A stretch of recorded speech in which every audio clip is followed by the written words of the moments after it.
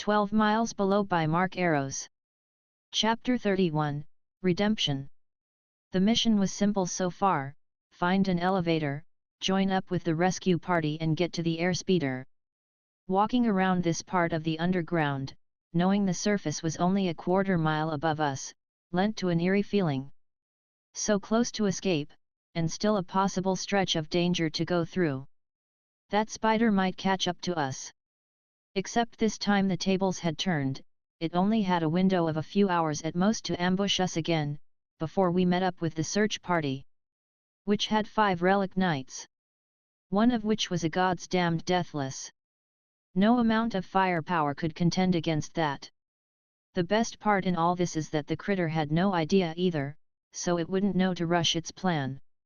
It would be ironic to have it plan out something meticulous to counter the new relic armor and weapons we'd obtained, only to find us with a small army of relic knights at our back. I'd find it cathartic, that's for sure. I'd also be perfectly okay to completely skip any encounter with the evil murder-obsessed spider. Let's just forget about each other, Mr. Spider. No need to remember old wounds. It was clear that this welded city had only partway escaped the ravage of time and its neighboring might-active city. We found plenty of it still active and working. And we also found that near the cliffside, some of these buildings were outright cut in half. As if the ground had been level here once, and then the teal mites from the concrete city next door moved in. The entire cliff was sheared off in a perfectly straight line.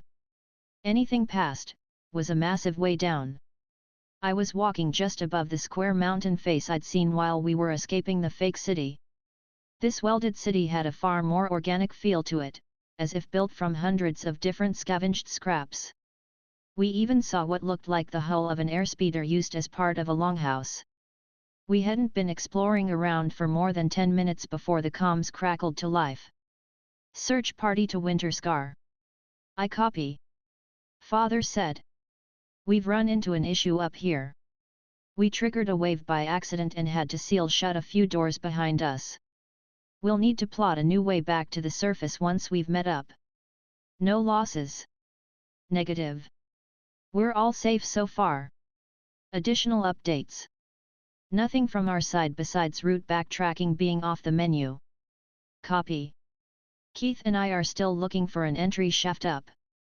If there are no other updates, Winterscar out. I hadn't heard the term wave being used. From the cues I could get, it was either a new type of automaton, or just a large number of them grouped up. But it must have been something strong to force 5 relic users to flee and seal the way behind. Including Lord Atius himself. Is a wave a new machine or just a group of machines? I asked, wanting to get the definite answer rather than keep guessing. A group. He said. Machines don't usually travel alone down here. Drakes are one exception. There are more unique machines that don't fit the mold as well, those could travel alone. A wave would be multiple groups that happen to be moving together. In a way, machines are starting to sound almost like a social creature. Despite the different kinds, they still flock together in the dark. If they have the way back blocked because of the wave, will that be a problem? I asked him, tapping my head so he'd get what I was referring to. We were on a time limit before that booster started causing issues. No, I still have hours left before the first symptoms appear. It will only cost us a few more hours to reach the surface. And you're not lying to me this time. He sighed, then shook his head. No, I have nothing to hide. They will knock me unconscious if we go over time, you will see. Kedra will take over my armor and Atius himself will likely coach her on its use. I'll be given whatever parts of her environmental suit can fit my size to keep me warm enough and then carried out. Once we reach closer to the surface, or close enough to be mostly safe from machines, we can have a more fitting suit be brought down. That seems pretty well thought out. Always maximize the use of relic armor. If I'm not making use of it, then someone else must. If we hadn't found Journey, I would have made sure it's you walking out of here with my armor when my time was up. Unlike the fake concrete city, the pathways here were wide. They looked more built to allow vehicles to pass by. Given how the city was almost built from vehicle parts, it seemed to fit the theme. This was quickly confirmed when we did run into the first elevator. The hole was massive.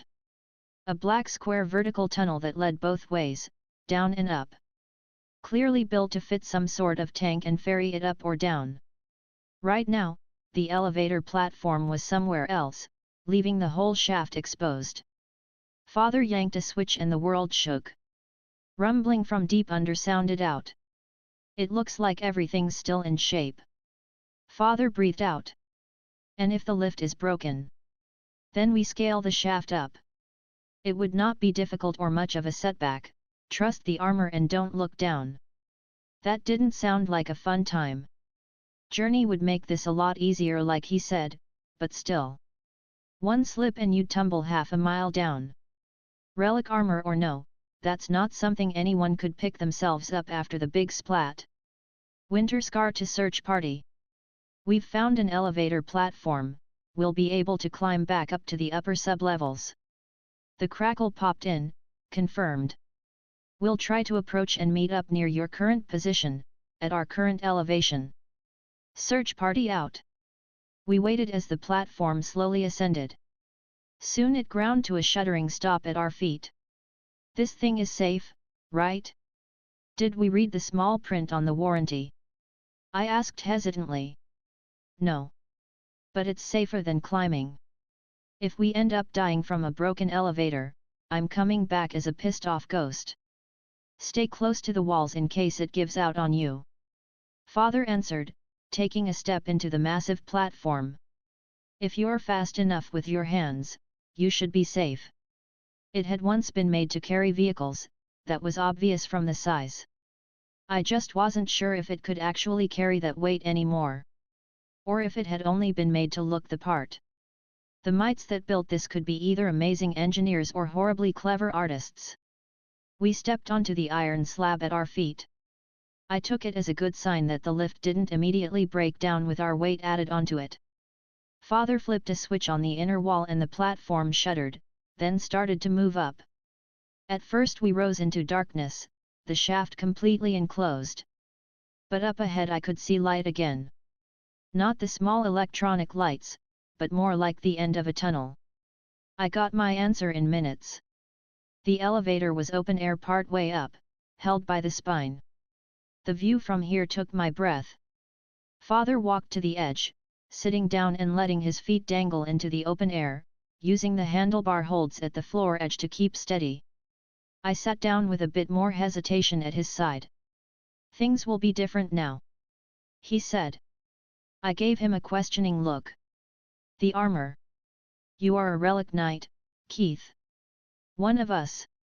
As dangerous as the underground is, you belong here now.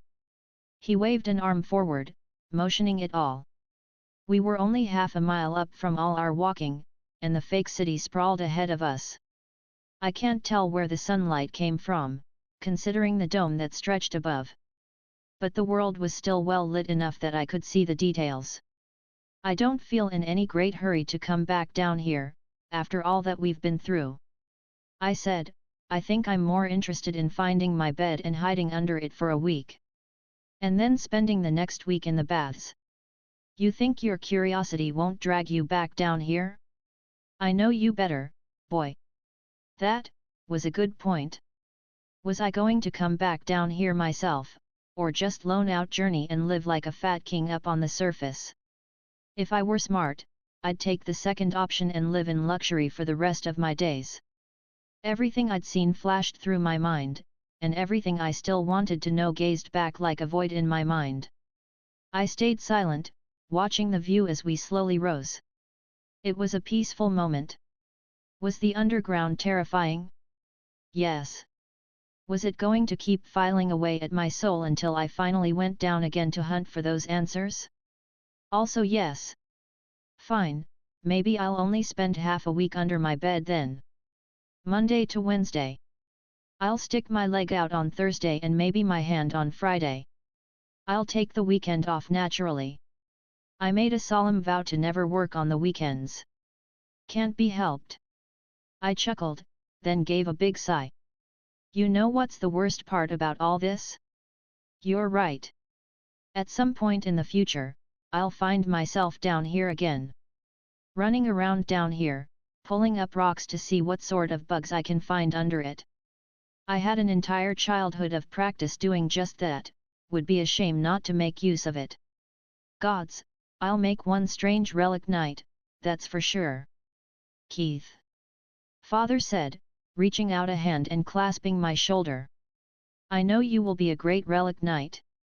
You and Kedra both, when her time comes. His voice softened then. I know that childhood of yours must have been difficult.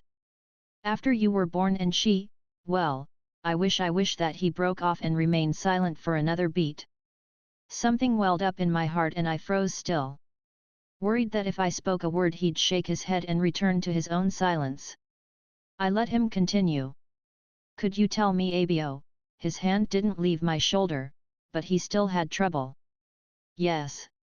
No, never mind. He turned away, hand withdrawn. I prodded. Why not just say it? We've got time. I patted the elevator platform, which was still moving at a snail's pace. I didn't want this to end on a silent note like this. It felt like he had something on his chest, something he needed to tell. Maybe it was my brotherly instinct guiding me here, because Father and Kedra both seemed to share the same tell. Father glanced back at my direction, flinching almost. His left arm flexed, hand opening and closing as he examined it again. I told you something about my experiences in past missions I've been on, could you tell me something from your childhood? A story or something? I gulped, wondering how to word any of this. I don't think any of it is as interesting as your own stories down here. It was only the street kids and I, running around and pulling pranks and finding our own fun. Oh, and pestering the Reachers about how things worked. Scholar stuff. Numbers, sticks, dirt, you know. Are you sure you want to hear about that? He didn't say anything for a moment, before answering softly. It will take months, maybe even a year to recover from all the damage I've built up. But at least once I've done my time I could still return to the front lines, so long as I have Winterscar to assist my movements, and my arm. His left hand opened and closed experimentally as he raised it. In just a few minutes you fixed something that I hadn't thought possible. My life went from being over at the end of this mission, to now only put on a minor pause. A few months of recovery is nothing compared to a lifetime. All because you were a scholar. So yes, I would like to hear about you. Memories floated through my mind, and I wasn't stupid enough to tell him any of the ones that had him in the picture frame. Those were usually bleak. Well, sure. I'm just not even sure where to start. How about your friends? These kids that you ran with? That was a good enough point to start something from. Well, since the rest of the Winterscars didn't see any advantage to looking after me, I found myself free to escape down into the hub.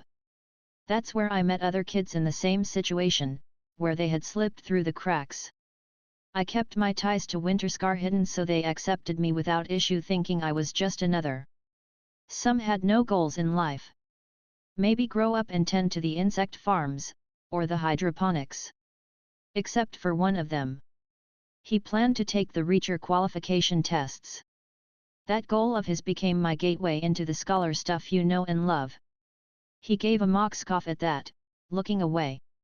I suppose I brought this scholar stuff on myself.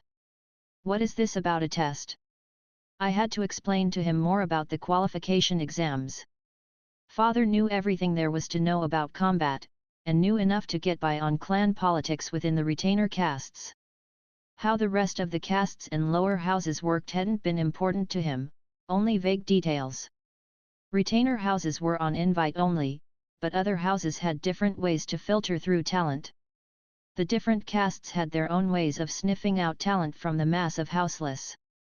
The agricultural houses were the easiest to get in. For example, anyone who spent enough time working alongside them would get an offer. These were huge houses, maybe even a third of everyone in the clan belonged under one of their banners. Nobody messed around when it came to growing our food. The Reacher houses had their own filters, a series of tests divided in age brackets. Passing the test did not mean a Reacher house would select the winners, but it did go on a record.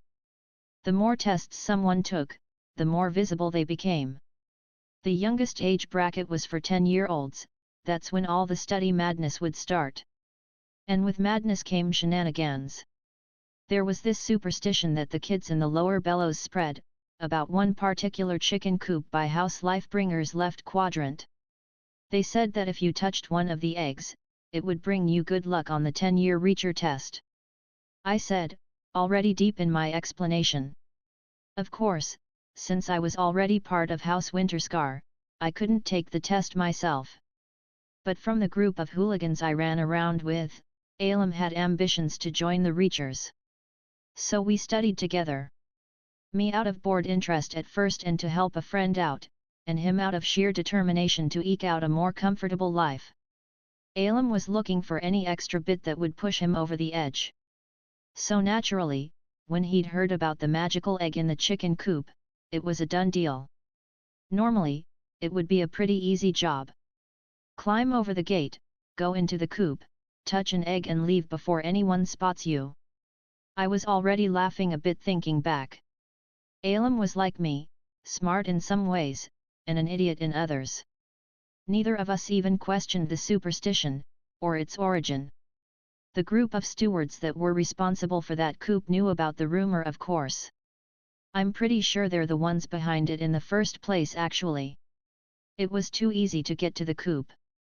Maybe hydroponics was a boring job and the adults wanted to have a laugh every now and then. They didn't set up any security to guard against us kids, instead what they had was a rooster. Had the temper of a machine pulled straight from the bowels of the underground. The little monster would chase down anything on two legs that was short enough to terrorize. Which 10-year-old kids like us were. My friend Alem tried his own luck at sneaking past the rooster the day before he took his test. You can probably guess how that went if I'm telling the story. He failed to sneak past, I take it. Father asked. He'd been paying close attention as I spoke, almost saying nothing at all. I couldn't guess why he wanted to know more about my childhood all of a sudden, but I did ask him about the underground before and he'd shared about his life then. Fair is fair. I nodded back. Worse. The rooster spotted him, charged at him, and the poor kid panicked and slapped out blindly. Fight or flight response. Slapped the rooster clean in its chest and sent it flying off. Reminds me of a friend of my own. He said. A few knights knew he was terrified of snakes, so they'd made a prop. Expensive I heard, and they'd spend hours making it. When they surprised him with it, he neither screamed nor ran. Instead he slapped it. In relic armor. That fake snake was more or less obliterated. Everyone learned a lesson that day. He shook his head fondly. He still gloats about it to this day. I am surprised caretakers allowed a rooster in a position like that. Eventually a child would come around that could harm the bird. Maybe a slap from someone of your size and build father, but Alem was 10 and I was barely 11. These birds would see a slap from us more like an insult. And none more than that rooster. He took it personally. After the slap, the rooster went for blood. I'd swear on Tsuya, you could feel the hatred in its screams. Alem wasn't given any time to climb out of the coop, so I had to help. He chuckled. So how did you save your friend from death by rooster? Climb inside the pen and try to fight the creature hand to hand. I flashed a thumbs down. No way, too heroic for my tastes. I opened the gate to let Alem run off. I figured that rooster wasn't going to chase too far past the coop. Any other chicken I'd have been right, but this rooster was on a different level of petty hatred.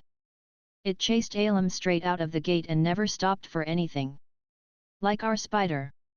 At least a chicken is less dangerous. He had a point there. The spider had chased us right out of its own gate, come to think of it. Did we just get near murdered by something with the same temperament of a rooster? Life had taken some strange turns for me recently. Alem ran into the market thinking the people there would scare it off, or at least one of the adults would step in to help. I could imagine the day vividly from their perspective. All the adults, busy with a hard day of work, going down to the market to bring back food for the week. And while browsing the goods, some terrified kid runs by on two tiny legs, screaming all the while, with a bloodthirsty rooster chasing behind, unerringly loyal to its mission of murder and mayhem. A grueling day followed by a single unexpected moment of levity. It was like a matchstick to kindling. The laughter was contagious, spreading like a wildfire behind the screaming kid. People bent over their knees trying to put it under control. Nobody had stepped in to help Alem because of it. The poor kid had to climb up a rooftop to escape, and the rooster remained firmly camped under, cold calculating eyes keeping track of its prey. Everyone said chickens were stupid creatures, but that rooster had a plan. It knew the kid would need to get down eventually. It would hiss at me if I took a step too close. We had to get one of the caretakers to come by and fetch their little monster. Long story short, the rooster was put back into its pen, Alem took his test and passed, and now everyone knows him as the chicken tamer. Those days had been good to me. The kids I had run around with all had their issues and we'd banded together because of it. I'm guessing you didn't have much of the same freedom I did to roam around. Was your old man as strict as grandmother? I hardly hear anything about grandfather. He died on the field when I was 13. Father said. That didn't make much of an impact in my life. He and I didn't talk often. I believe he married my mother out of political necessity and hadn't wanted or cared for children. It would be one thing to have a negligent parent, at least I would know what not to do or be. But since he died, I had no ref. He shook his head. I was horribly afraid for a second he really would clam up, turn around and let the subject die off. But he didn't go silent. No, he said with a sigh. I can already see where my mind is trying to move this conversation to. There is no explanation or excuses. I could have asked others about how to raise you and Kedra alone. I could have learned what I needed to do. I have no excuse for abandoning you like I did. Your mother would never forgive me if I tried to downplay what I've done, or blame my own upbringing as the reasons for who I am. I can almost feel her glaring at me from above. He chuckled. She cared too much. What was she like? Mom. The Winterscars never did tell any stories about her. I'd heard hundreds about you, they had tons about how you'd win duels, or fight and defeat other relic knights and pirates. But it was like she didn't exist. Nobody ever said anything about her. He turned to glance up at the distant ceiling, slowly approaching as the elevator ascended. When he tried to speak, his voice broke at first. But he rallied anyhow. Our house didn't speak about her, because she wasn't a Winterscar. Wait. Was there some sort of lineage issue I hadn't known about? But the family records show her as Kellen Winterscar. After she married me. She was houseless originally. So she had no history with the Winterscar, no trace of politics. And she didn't care to establish any of it either. That's why I loved her as much as I did. That's why I felt safe around her. She wasn't a Winterscar, he stared up, pausing for a moment. She would have loved you. Loved you like she loved Kedra. She wasn't a Winterscar, Keith. She was good, and kind, and caring. His voice broke. Chest shaking as his voice wobbled. And I regret so much that you never were able to experience that. It changed my life. He stopped. Shook his head, and went silent. The elevator continued to rise, a steady pace. We stayed like that for a minute, before he spoke again. You'd never guess how I met her. His voice was back and level. I had been undercover for an assignment. She had been a cook working in the bellows. On the side, she was a runner working for a known information broker to make an extra paycheck. Nothing important. Atius had been hunting down conspirators at the time, damned fools who were scheming with outside raiders to coordinate some attack. He suspected they would try to intercept her deliveries. I spent 4 months at her side, acting as a common low-budget bodyguard. The kind that's all show and no action. The kind that our targets would feel safe to attack. He fed them false information, making them believe I was wearing fake relic armor to impress clients. The unadorned aspect of the Winterscar armor was perfect for the setup. A chuckle came out of him. I never got my chance to fight. Lord Atius manipulated them into setting up an all-hands-full meeting, and then culled them in one swoop. He called it counterintelligence. He took a moment to think of his next words. Trying a few times and then halting mid-sentence, as if it wasn't the right way to explain it. Eventually he found his groove again. We grew close over those months. She never knew who I was. She couldn't have possibly known, no resources to even guess. No connections, nothing. She'd even go as far as to cook dinners for me, thinking I didn't have enough funds to make my own ends meet. She truly believed I was some down-on-their-luck mercenary with only a fake relic armor to my name. Winterscar was some far-off house in her mind, somewhere in the upper districts. And so, I knew what she showed me was genuine, without manipulation. I spent so much time doubting at first. It took months before I began to trust. I thought about how his life must have been. Grandmother was a sociopath, and the rest of the Winterscars weren't that far off themselves. Everything anyone did in that house was always calculated. Every favor done, every word, every lie. There were no real friends among my house.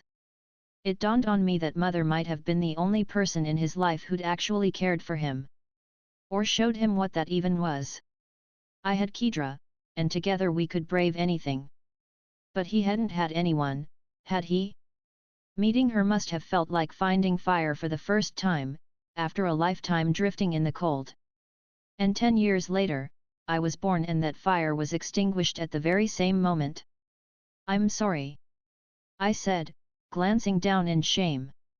Don't be, boy. It wasn't your fault. He snapped back. Only a monster would blame a newborn for what happened. His voice softened and his gaze cast down. And I might have been one, at the start. The lift shuddered to a stop, wobbling. I reached out for the handles on the floor to hold me steady. But besides the moment of terror, the elevator held together. Creaking and groaning the whole way. We'd arrived at the top. Father stood up next to me. You asked me a while ago why I didn't leave you behind down here. I know you deserve an answer to that. The truth is, I don't know why. I've been asking myself the same question this whole time, since before you woke up, as cruel as it might sound to you. I don't find it cruel. Like I said before, the optimal choice would have been to leave me to die. A Winterscar would have picked that in a heartbeat. If you ask me, I think you're just terrible at being a Winterscar. He chuckled darkly at that. Perhaps I am. I thought I had been following orders to keep you safe at first. That didn't feel like the truth to me as we made more progress down here. Then I thought I had been doing this for her, because she would have wished me to keep you safe. But the more I think, the more I don't quite believe that either. He stepped off the lift, walking into the dark shadows of the unknown. I don't know how I'm supposed to feel, Keith. I was never good at emotions, like your mother was. She could read me like a book. I might as well be illiterate. My mind is 100 different thoughts anytime I think about you, even after all these years.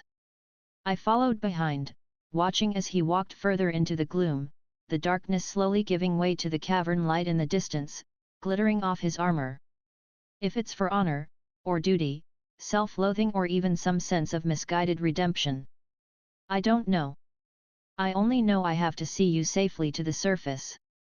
If I knew why, surely, I would have been a better man already. Chapter 32, Three's a Crowd. What we found at the top of the elevator was a smaller set of welded buildings, same architecture. The bit of mountain that remained visibly connected to the surface, which means somewhere in this winding city, there'd be cracks to make it back to the surface. The comms flickered to life. Atias's voice came out. Search party to Winterscar. Go ahead, we copy. Father responded. We found a possible descent point. Are you two still rising at the moment or stable? We are currently stable. The elevator worked and brought us up as far as it could go. Confirmed. We think we'll be able to level with you after we descend down this point, assuming it drops to that level. Understood. Father answered back. We've got a good signal from here already. Stay where you are, we'll be reaching you soon. Anything to report on your end, Winterscar? Negative. Nothing new since last. Understood. Search party out. The comms clicked shut. Father and I walked over to an empty house, a metal table sticking out of the side, complete with stools. We sat down and unpacked our rations, both working without a word. How are you doing time-wise? I asked him. He gave a positive nod. Nowhere near my limit. At this distance we might even make it to the surface without having to knock me out. He gave a quick tap on the metal table for luck. That meadow you talked about?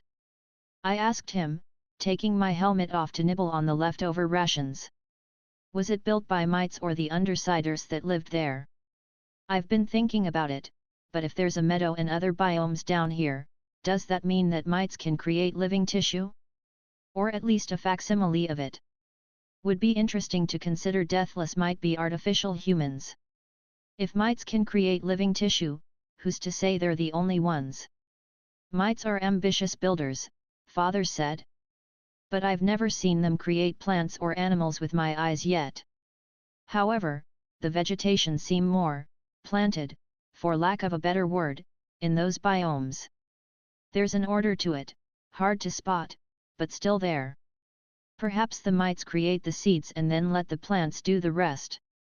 I thought about those little enigmatic creatures. So tiny and yet responsible for everything around me. Layer after layer. It felt like there were a lot more answers behind the mites than anyone could suspect. How far down deep does the underground actually go? I heard 12 miles before, but is that really true? I asked instead. It goes deep. He said. So deep nobody knows where it ends. 12 miles is a rumor, unconfirmed but commonly said. Even the undersiders don't explore past the third layer. The machines we fight up here are considered weak compared to what you find further down. After a certain point, even relic armor isn't enough to balance the odds out.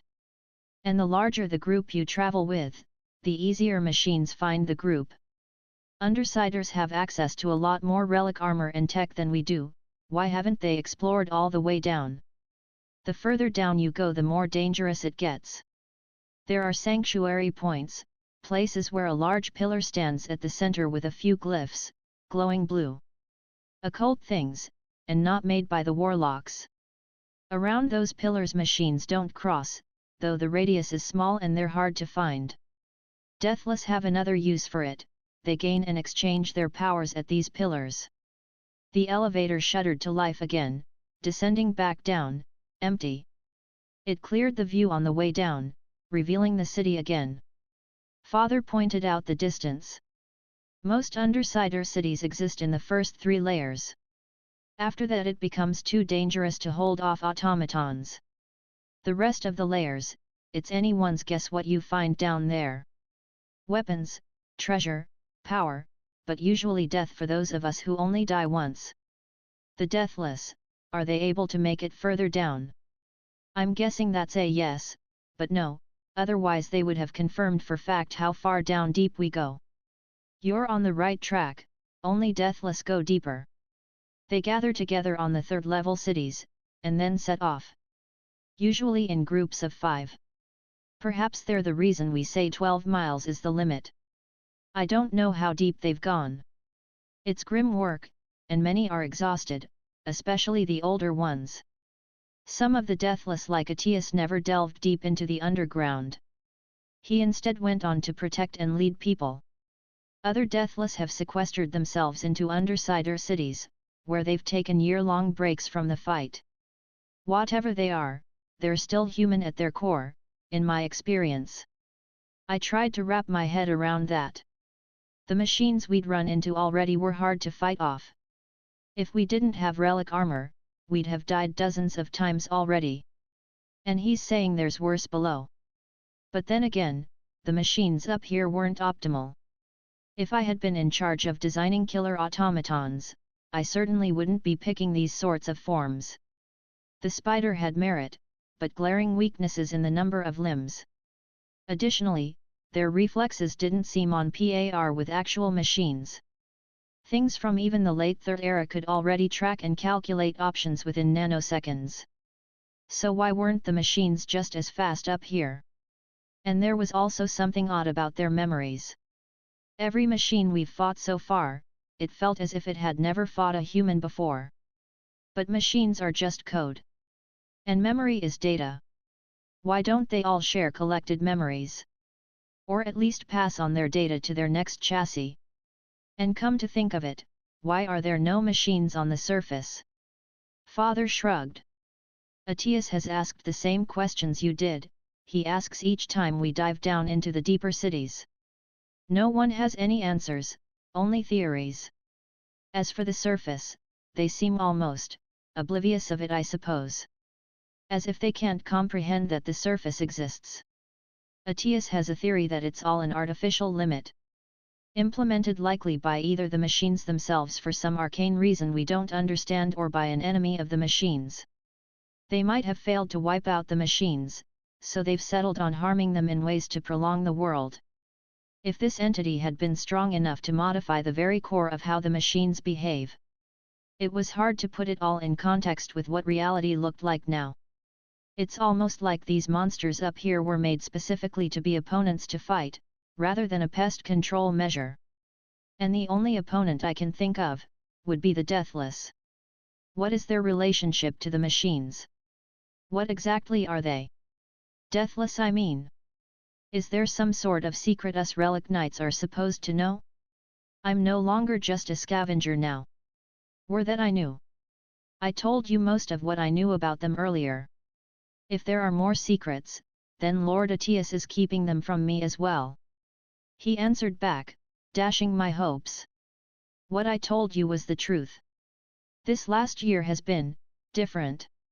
More different than any. The deathless have truly changed for the first time in a millennia. They're strange, Keith. Lord Aetius is worried about it as well. He talks to his fellow deathless when he meets them, and none of them can make sense of this new generation. Are the Imperials right, about this being the end times? What a God's damned century to be alive in. Right when the apocalypse appears over the corner of this scrap pile. He shrugged again at that. This new generation at least fights against the machines, most of the time. They're just different from us. I spoke to one in a city a few months back. They act less like soldiers, more like children. I've seen them fight and bicker among each other constantly. Complaining about things that don't make sense. He drew out the sword, examining it while he spoke. Almost as if to distract himself with something. But they have already discovered things further down than any have before. Some of the Imperials I've talked to believe the Sun Goddess is desperate, or trying something new to break the stalemate. The Crusaders are mobilizing, regrouping together already. Large pilgrimages are happening underground, not to the surface, but to the grand cities, the ones on the lower level. The same places these new deathless are flocking to. I'm not sure where they will go from there. So far, they've been joining expeditions further down, following these deathless. The other surface clans are still trying to make sense of it. I'd heard the songs dozens of times, of course. The deathless are demigods, old dead heroes brought back to life by the gods and sent down to protect humanity. I could see why the new ones acting much less dignified put a wrench on that explanation. Do we know why they're trying to explore the lower reaches? Father nodded. As a matter of fact, the one I spoke with did tell me. They say the key to the world is beneath the last layer, as told by the Might Speakers. The key to the world? It probably wasn't a physical thing. Maybe some sort of digital signature? But what sort of permissions would unlock the entire world? Oh! The answer seemed so obvious in hindsight, it almost smacked me off that table. There was one machine that shaped the world as it is. The administrator keys to the mites. Perhaps. Father said. There's a lot of speculation on just what key means in this context. Controlling the automaton. Or the mites. Or even other deathless. The one I spoke with only said it was to win the game. Whatever it is, there is something deep down under all the layers of the world. The new deathless want it. The Crusaders are following them down underground, taking the fight to the heart of the enemy. The world is changing. I can't say I'm too thrilled about the idea of some unhinged deathless controlling the world itself. I said, bringing back the conversation. Neither am I. I trust the gods have their plans. Surely they were behind this. Whatever the deathless are, they fight for humanity for the most part. And you'll meet them soon enough. After the expedition, we were slated to protect a trading convoy into the lower levels, a joint mission with Clan Jadok. Meeting the new deathless is unavoidable now with their numbers. So much of the world seemed, fought over. Intentionally shaped. And over the eons, shifted into the balance we have now. The machines seemed like a result of different powers trying to either weaken them, or empower them. The mites might as well have come out of the same result. Gods, the mites might have once been aggressive machines themselves at one point. If it was the gods trying to modify the machines, and I can't think of any entity powerful enough other than the gods, they surely would have tried to go all the way. So what had stopped them?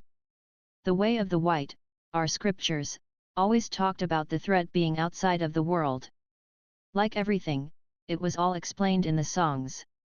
But something was clearly opposing and counteracting the attempt to pacify the machines, and it didn't make sense for that entity to reside outside the world when the machines were on the inside. Did these buckets of bolts have their own gods fighting for them? The elevator made a creaking noise behind us, coming back up.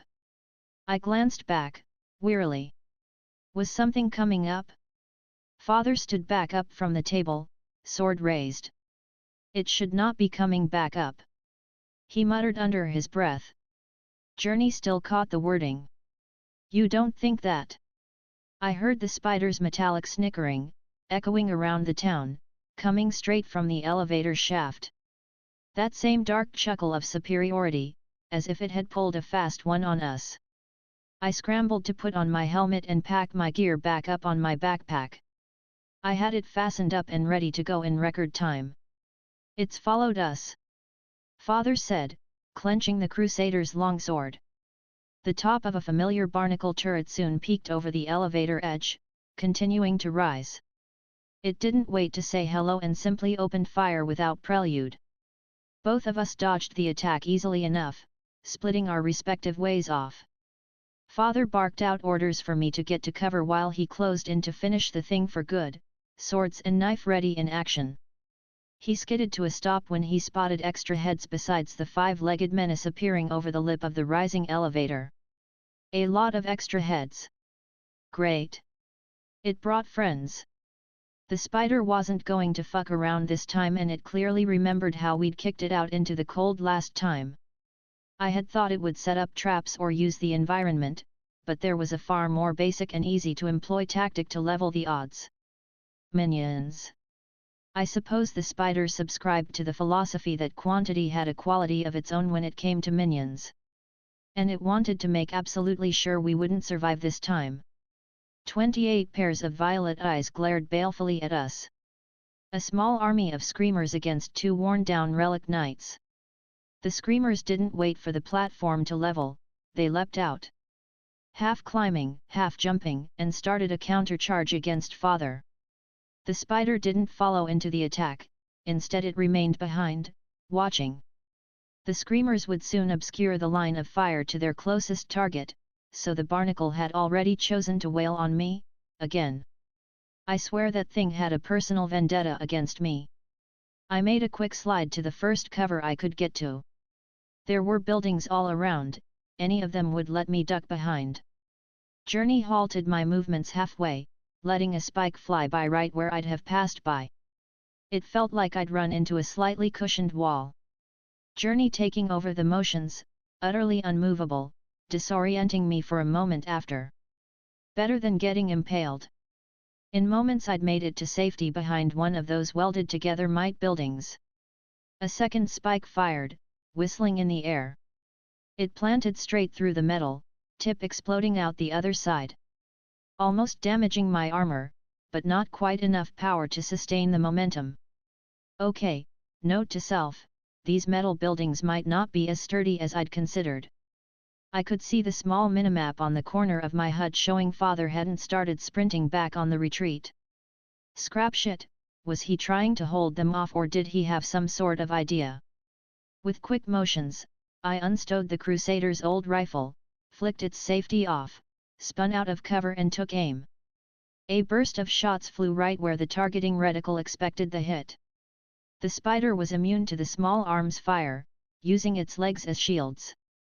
So instead my snap action had been aimed at the turret on top, the eye. The spider's leg was quicker, shooting across the air at the last second and stopping the attack. Scrap shit. Neither its body nor the barnacle were getting down soon. My aim went down, searching for other targets. The automatons covered the ground like insects, swarming across. Father on his end had better ideas of how to handle combat now that I got a look at what he'd been up to. The long sword had been sheathed back, and his free hand was drawing out the last grenade he had. A flick of a gauntlet hand and his last explosive flew straight at the charging mob, red light rapidly blinking. None of them had seen a grenade before, so of course they didn't dodge. That turned into a very expensive mistake. The explosion tore into the charging group. I saw the enemy counter tick down dramatically on Journey's HUD. That had ripped apart 5 screamers off the bat, and likely damaged others. The machine charge faltered, staggering from the blow, the smoke obscuring the full scene. Cover fire, shoot the moment I retreat. Conserve ammo otherwise. He ordered. I need to thin their ranks. 23 targets left. That didn't seem to faze him at all. No, instead he charged forward and dove into the smoke. Chapter 33, Nothing Personal. The man burst through the smoke like an avenging wraith, knife and sword in hand, destruction in mind. Obscured in the cloud, I could only see his orange outline on the HUD, Winterscar relaying motion data to Journey. A whirlwind of destruction followed, the sweeping strikes of the long sword slicing madly and the knife cutting off legs and hearts. The automatons didn't even have time to regroup, with the veteran scything into them. He moved with choreographed strikes, every hit deliberate. Spun around the grasps, jumped over the lunges, and struck the openings, maximizing the use of the fading smoke. Knife stabbing down deep into anything that came too close. Long sword handling anything at further range. In mere seconds, he had slaughtered another 4 and greatly damaged more. 19 left. Just as fast as he had appeared, he disappeared like a ghost. Retreating back into the smoke cloud and sprinting in my direction. Cover fire! He called out to me, voice steady, sliding into the open. That left him completely exposed, but I understood a moment later why as the barnacle opened fire on him, choosing to take the easy target over me. His long sword flicked out in impressive instinct, and the spike screamed off course right before impact. The automatons vaulted through the remains of the smoke, howling for vengeance. And I was completely free to open fire on them with impunity. The targeting reticle made it easy to line up my shots. Journey's arms kept the rifle exactly as steady as I needed it to be. I pressed down on the trigger, flowing back into my training days. A skull exploded into metal shrapnel and white ceramic. The owner dropped dead on the ground, its brothers jumping over the body without care. 18 left. I targeted the next and opened fire again. This time, it twisted, ducking and trying to dodge the shots. A lucky clip hit its leg as the creature straightened up. The dodging quickly became more flailing and far less in control. It took another 2 more bursts before I nailed the little scrap shit. 17 left. Don't waste bullets, they've already adapted. You'll need to fire when they're not paying attention now. Father said at my side, dodging another spike, making it look effortless. The spider shrieked in the background, bellowing out orders. The barnacle turret turned to me now. Fall back, we can outrun them and continue the assault from range in a better location. Father ordered and sprinted. I let go of the rifle, leaving the strap to do its job and followed behind in a tight sprint of my own, keeping up with him. Journey continued to halt or redirect my movements to avoid spikes I hadn't seen coming. Pain was flaring up in my muscles from the constant forces exerted, and my own pace was getting slowed because of it. I grit my teeth and beard with it. The spider finally charged now that we were making a run for it. It could easily outrun the shriekers, but it still chose to remain behind the lines, letting the barnacle take its pot shots at us. At intervals, Father would order me to turn and open fire while he drew the barnacle's attention. Unfortunately, the enemy had gotten the hang of avoiding my rifle shots. It still forced some to pause their charge, moving in ways to avoid the shots. As a result, when they finally reached us, it wasn't as a group, just as Father had planned. Father wiped the floor with the arriving stragglers, easily handling one at a time. They would catch up to him only to realize he'd allowed them to intentionally. And then he'd instantly skid to a stop and lash out. The first was swiftly cut at the throat. Another caught up to Father a moment after, this time trying to avoid the strike only to falter to a feint and counter sweep. 2 more dead. The next was a little more wise to the trick. Up close, however, it couldn't dodge my bullets, and that mistake was recognized a little too late to them. With a quick sweep of my rifle, I pulled on the trigger and killed that one without difficulty, as it had focused too much on the immediate threat. Head breaking in pieces as it failed to adjust rapidly enough. We're going to have to find a blockade, Father told me. Watch, they're grouping up now. No more easy takedowns. 15 left. Still enough to overwhelm us both if they made use of their numbers. He turned and continued his retreat, while I followed dutifully behind. Occasionally, spikes would glance over my armor as I couldn't get lucky all the time with the dodges. I could see the shield bar on the top of my HUD slowly drain away with each unlucky roll of the dice. I scrambled through the options we had, trying to come up with a plan of my own to help. They were staying as a unified wave now, instead of branching out. A line of automatons, so that if any dodged weapon shots, they wouldn't have any automatons behind them to slow down. It was wasting bullets at this point to try attacking. Their ducking and weaving was making it too hard to track and shoot. Wait a second. Why did I need to do the tracking? The suit could predict where shots lined up with the targeting reticle, and it could easily move my arms too. If there was any time to be cheating in a fight, it was now. Journey, can you auto-aim? Aiming assist uses autonomous movement and requires administrative access before being enabled. You're saying it's possible? Affirmative. Oh, this is just beyond overpowered. Enable aim assist. I grinned in my helmet with pure glee. Override confirmed. Aim assist activated to within 1 inch of reticle distance from any identified threat. User can change distance in the options menu. Father. I barked out, Journey can aim my rifle for me, I think we might be able to clear the rest. He nodded. Copy. Look for a suitable position and we'll return fire. As luck would have it, we'd gotten just what we needed a few meters ahead. Some more of those metal tables by the sides of the welded buildings. Father fell into a slide, rolling into cover. I settled down right and twisted my rifle around to aim. My arms jerked in my hands, possessed. the reticle snapping onto the targets even as they desperately tried to duck and weave proactively. It was amazing how no matter how they tried to weasel around, the targeting reticle stayed perfectly level on their skulls, slightly ahead of where they'd move. Journey moving my arm with gentle but firm tugs, letting me shift targets by pushing hard enough against the aim. I pressed down on the trigger. A skull exploded. 14 left. I took 3 more down in quick succession before they realized dodging wasn't on the menu anymore. Oh, they'd tried to adjust to Journey's aiming subroutines, but Journey was also adjusting to their own countermeasures equally as fast. The winner of this mathematics escalation fight had been Journey. Plans changing up, the machines bolted to the sides, abandoning the idea of catching up to us entirely. I got 1 more nailed before they'd made it to safety. 10 left. Good. Father shouted, fall back while they can't charge at us, we'll reset the distance they gained. Both of us sprinted again, running down the streetways. The spider streaked behind, catching up to the stalled line of screamers, chittering all the while. It didn't sound happy at all. The screamers reorganized, leaving cover and running alongside the spider this time.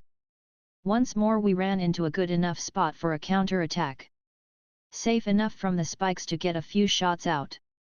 I found my footing behind a wall and peeked out to rain down destruction again. Once more, Journey's precision was perfect. Except this time, another machine was able to stand toe-to-toe with Journey. The spider intercepted the crosshairs with those shielded legs. Protecting its flock, I see.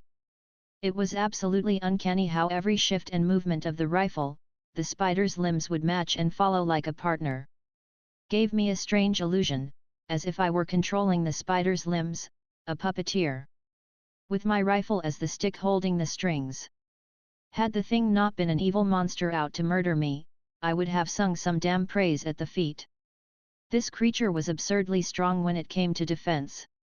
Bastards came up with a counter. I said. Father grunted. I can hold them at melee, see if you can whittle them down. You trust me to fire into a melee? You'll be in the possible crosshairs. I do. He said with calm confidence. You'll either succeed or Winterscar's armor will take some hits. But you won't fail me. I nodded back. The spider continued its careful advance, arms at the ready. That barnacle on its back hasn't stopped this entire time either. It continued to rain down fire at me specifically. The little scrap shit really had it out for me. Father jumped over the table cover, charging forward right after the barnacle had taken another shot at me. The spider held its ground for a moment and then scuttled backwards at the last moment. 10 automatons against Father. Even with his arm restored and at all the drugs keeping him at a temporary peak, these weren't great odds. The veteran seemed to know that. If I fucked up, he would be the one paying the price.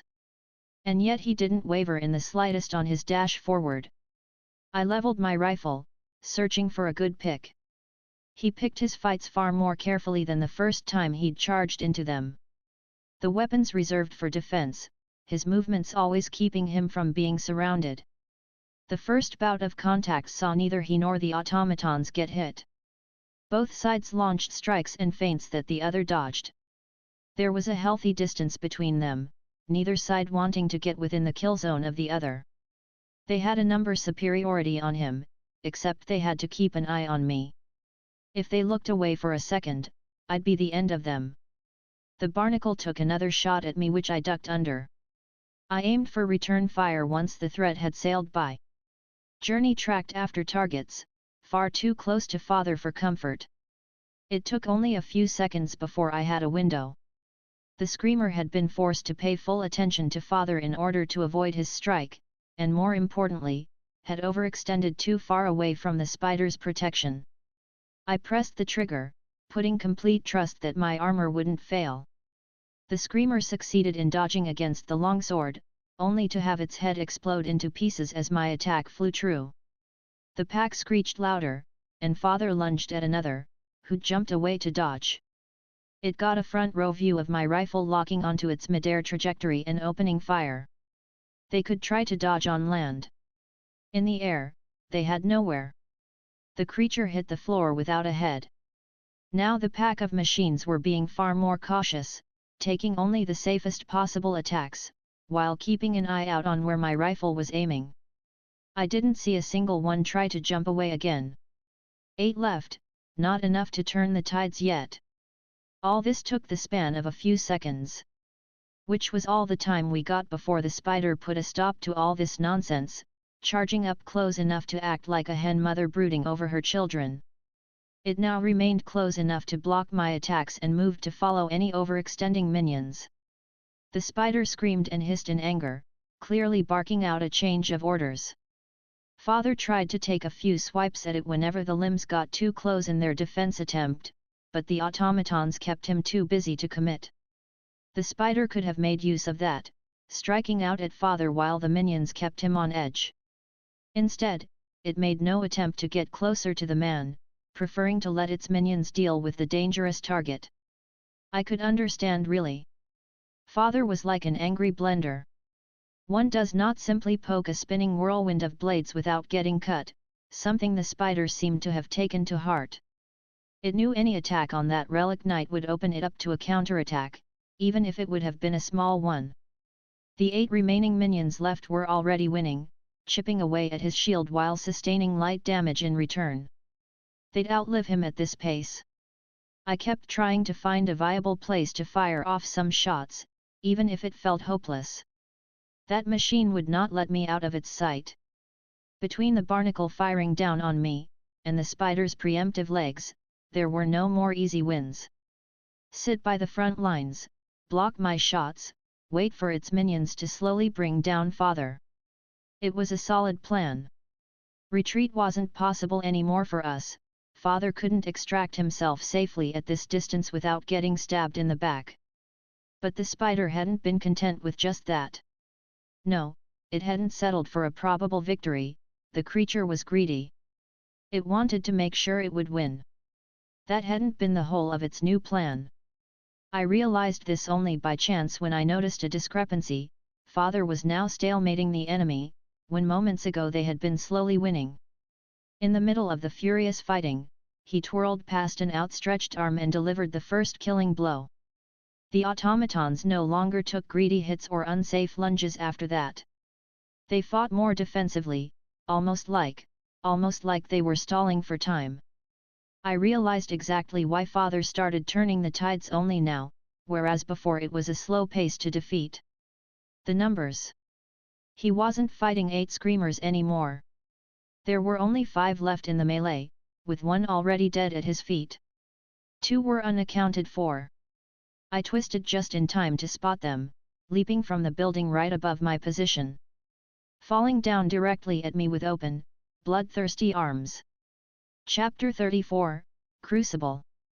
My preparations saved me. The rifle was already in hand and primed to shoot. At this range and speed, I didn't even know which one to target, so instead I pointed in the general direction and hoped it would be enough.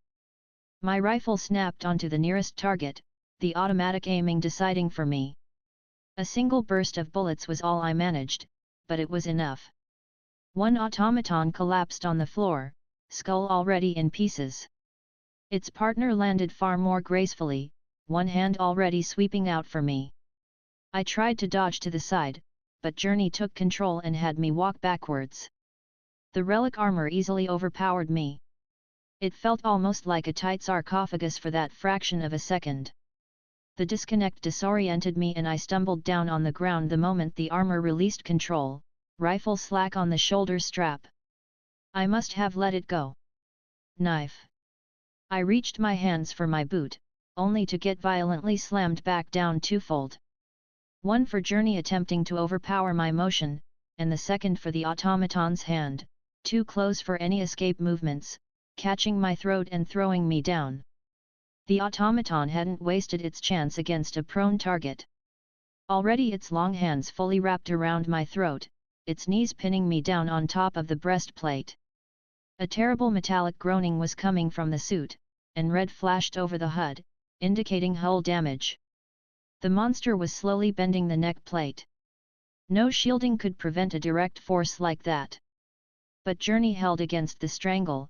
I didn't feel a thing. My hands shot out to grasp at the thing's wrists. Last time I had been like a child trying to pry off this sort of grip. The creature was powerful enough to break past relic armor.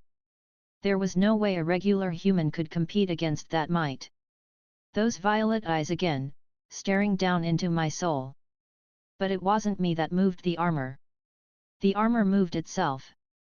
My motions were just direction. And Journey's strength wasn't human.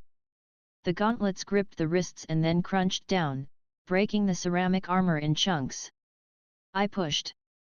The thing's hands were pried off, inch by inch. The relic armor stronger than the machine. It seemed the automaton realized this in the same instant I did. It shrieked in fury, pulling its hands away. The move caught me by surprise and the wrists escaped my grasp. Those mechanical hands rose and dove straight down. This time, it wanted to stab and claw at the armor instead. I rolled free and tried to scramble away. That attempt got stopped midway, as the thing gripped my ankle with one hand. The other hand raised for an attack while it dragged me backwards into range. Somehow I had enough presence of mind to go for my knife again. The blow hit my armor right before I could take the knife, knocking me like a rag doll to the side. "Warning, low shields," the suit announced. It had taken too much damage in this scuffle. The spikes had whittled it away already. Direct damage like this was mounting up. Those attacks were no joke. I would have slid a distance on the ground, but the thing still had a grip on my ankle. Its arm lifted again and wailed down on me. Hard. My left arm reflexively shot up to protect my head. Journey overrode the command, twisting my hand around and opening it into a grab. The move was violent, but Journey caught the automaton's attack, catching the thing's wrist again, stopping the attack cold. The automaton seemed almost shocked. Notifications scrolled through my HUD, biometrics flashing red on my left hand. Fractures, bruising, muscle contusions. It tried to rip its hand free. Journey didn't let it go. I closed my hand, retaking control. The mangled machine wrist crumpled further under my grip. It spasmed, black metal now bending as the relic armor squeezed. The creature screamed out, a mix of terror and anger combined. My right hand finally found the opening and grabbed my knife hilt. The enemy saw the weapon come out. It let go of my ankle, trying to escape now. "Not going to happen, you bastard." My grip was iron. No amount of pull the creature could muster was strong enough to break it. I yanked the captured arm towards me, interrupting its escape plans. Only then did I let go of my grip, shooting out for the next target, the ribcage. Journey's armored gauntlets wrapped around one of those fake white bones. My knife flew at its face simultaneously, the snap hiss of the blue edge activating midway into my lunge. I screamed death. Oh, it tried to dodge. Tried. But Journey's grip was a vice, and the ribcage offered a perfect handle to hold against letting me pull the creature even closer. The blade sunk into the thing's throat effortlessly, digging up into the skull. Again and again I stabbed the thing, screaming incoherently the whole time. The violet lights vanished, the creature slumped over me. A quick shove got it off of me, where I could roll over and stand back up. That was the wrong thing to do since a spike speared out and struck me squarely into the chest plate. The blow knocked me down again on my back. "Warning! Shields offline," Journey said. It almost sounded annoyed, despite the monotone. With a grunt, I grabbed the machine body and flipped it over, making an improvised cover for me. Another spike flew out and struck the corpse, but couldn't make it through. I lifted my head up to check the current fight and felt elation at the sight. The spider had made a terrible mistake. Once two more of its minions had dropped out to hunt me down, it was a losing battle from there. It had gambled hard and lost just as badly. Father had sliced up three, the fourth had retreated under the safety of the spider. He must have turned the tides before the spider could order a retreat. I could picture it looking like an even fight at first until one of these creatures got greedy and father instantly destroyed it and sped through the rest with the opening. He couldn't quite get at the final minion, as the skittish spider was now playing exceptionally safe, for good reason. Its attacks shot out to force him away, while the last remaining automaton prowled under, looking for a chance to get a hit in safely. The barnacle tried firing another spike down at me. But now that I was paying attention again, I could hide from the hit behind the dead automaton. I needed to shift the advantage to father somehow. A plan came to mind almost immediately. Simple solutions and all that. The only reason the oversized spider was keeping father at bay from killing that last minion was because it was free to use those arms. I knew how to effectively remove one arm from the fight. A simple catch-22 for the critter. The only thing needed now was a window of time where the automaton minion would try for something, expecting the protection of the legs. It wasn't a long wait. These machines were greedy even when they knew the situation couldn't allow mistakes. I saw the minion move for an attack. In a flash, my rifle was up and aiming. Not at the minion, at the spider. The creature saw the motion and reacted immediately, shielding itself first from the possible bullets, leaving the minion wide open and undefended. Father didn't need to be told anything. Without the spider to cover for it, the screamer had little chance. In seconds, he'd cut the automaton's throat. Exploiting the falling body as a springboard to leap up, he leapt into the air, giving him a perfect firing angle on the barnacle. The turret wasn't quick enough to change targets from me to the imminent threat in time. A knife flashed out. The spider realized the problem and reacted a moment too late to save the turret. In a split second it seemed to realize there wasn't time, so instead it went on the attack, looking for a trade. The knife struck squarely into the barnacle's single violet eye, blinding it. At the same moment, the spider's sharp legs flew out and stabbed at the derelict armor. Father saw the attack coming, long sword slicing up to meet the strike. It wasn't fast enough, the limb too quick. Relic armor shield screamed and crumbled. The strike tossed father backwards. He hit the ground and leaped back on his feet unsteadily. Damage was significant, but the shield had prevented the worst. I saw on the HUD that Winterscar's shields were offline now, same as mine. The automaton charged after him, another two limbs flying out to sweep him off his feet while he was still recovering his footing. The creature knew this would be the only chance it had. My rifle was locked on and already firing. It hadn't tried to use its legs this time, opting to rely on the thick armor instead. It wanted father dead, even if it had to trade eyes for it. My bullets hit their marks.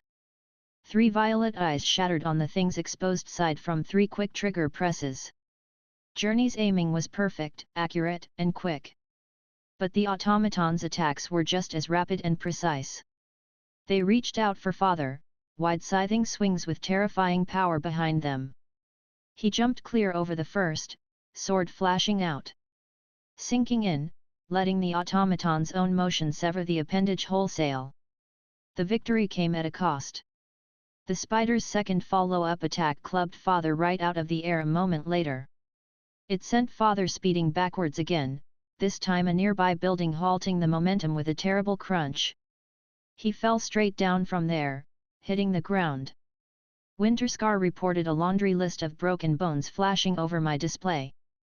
Father groggily tried to get back on his feet and faltered backwards into the building wall instead.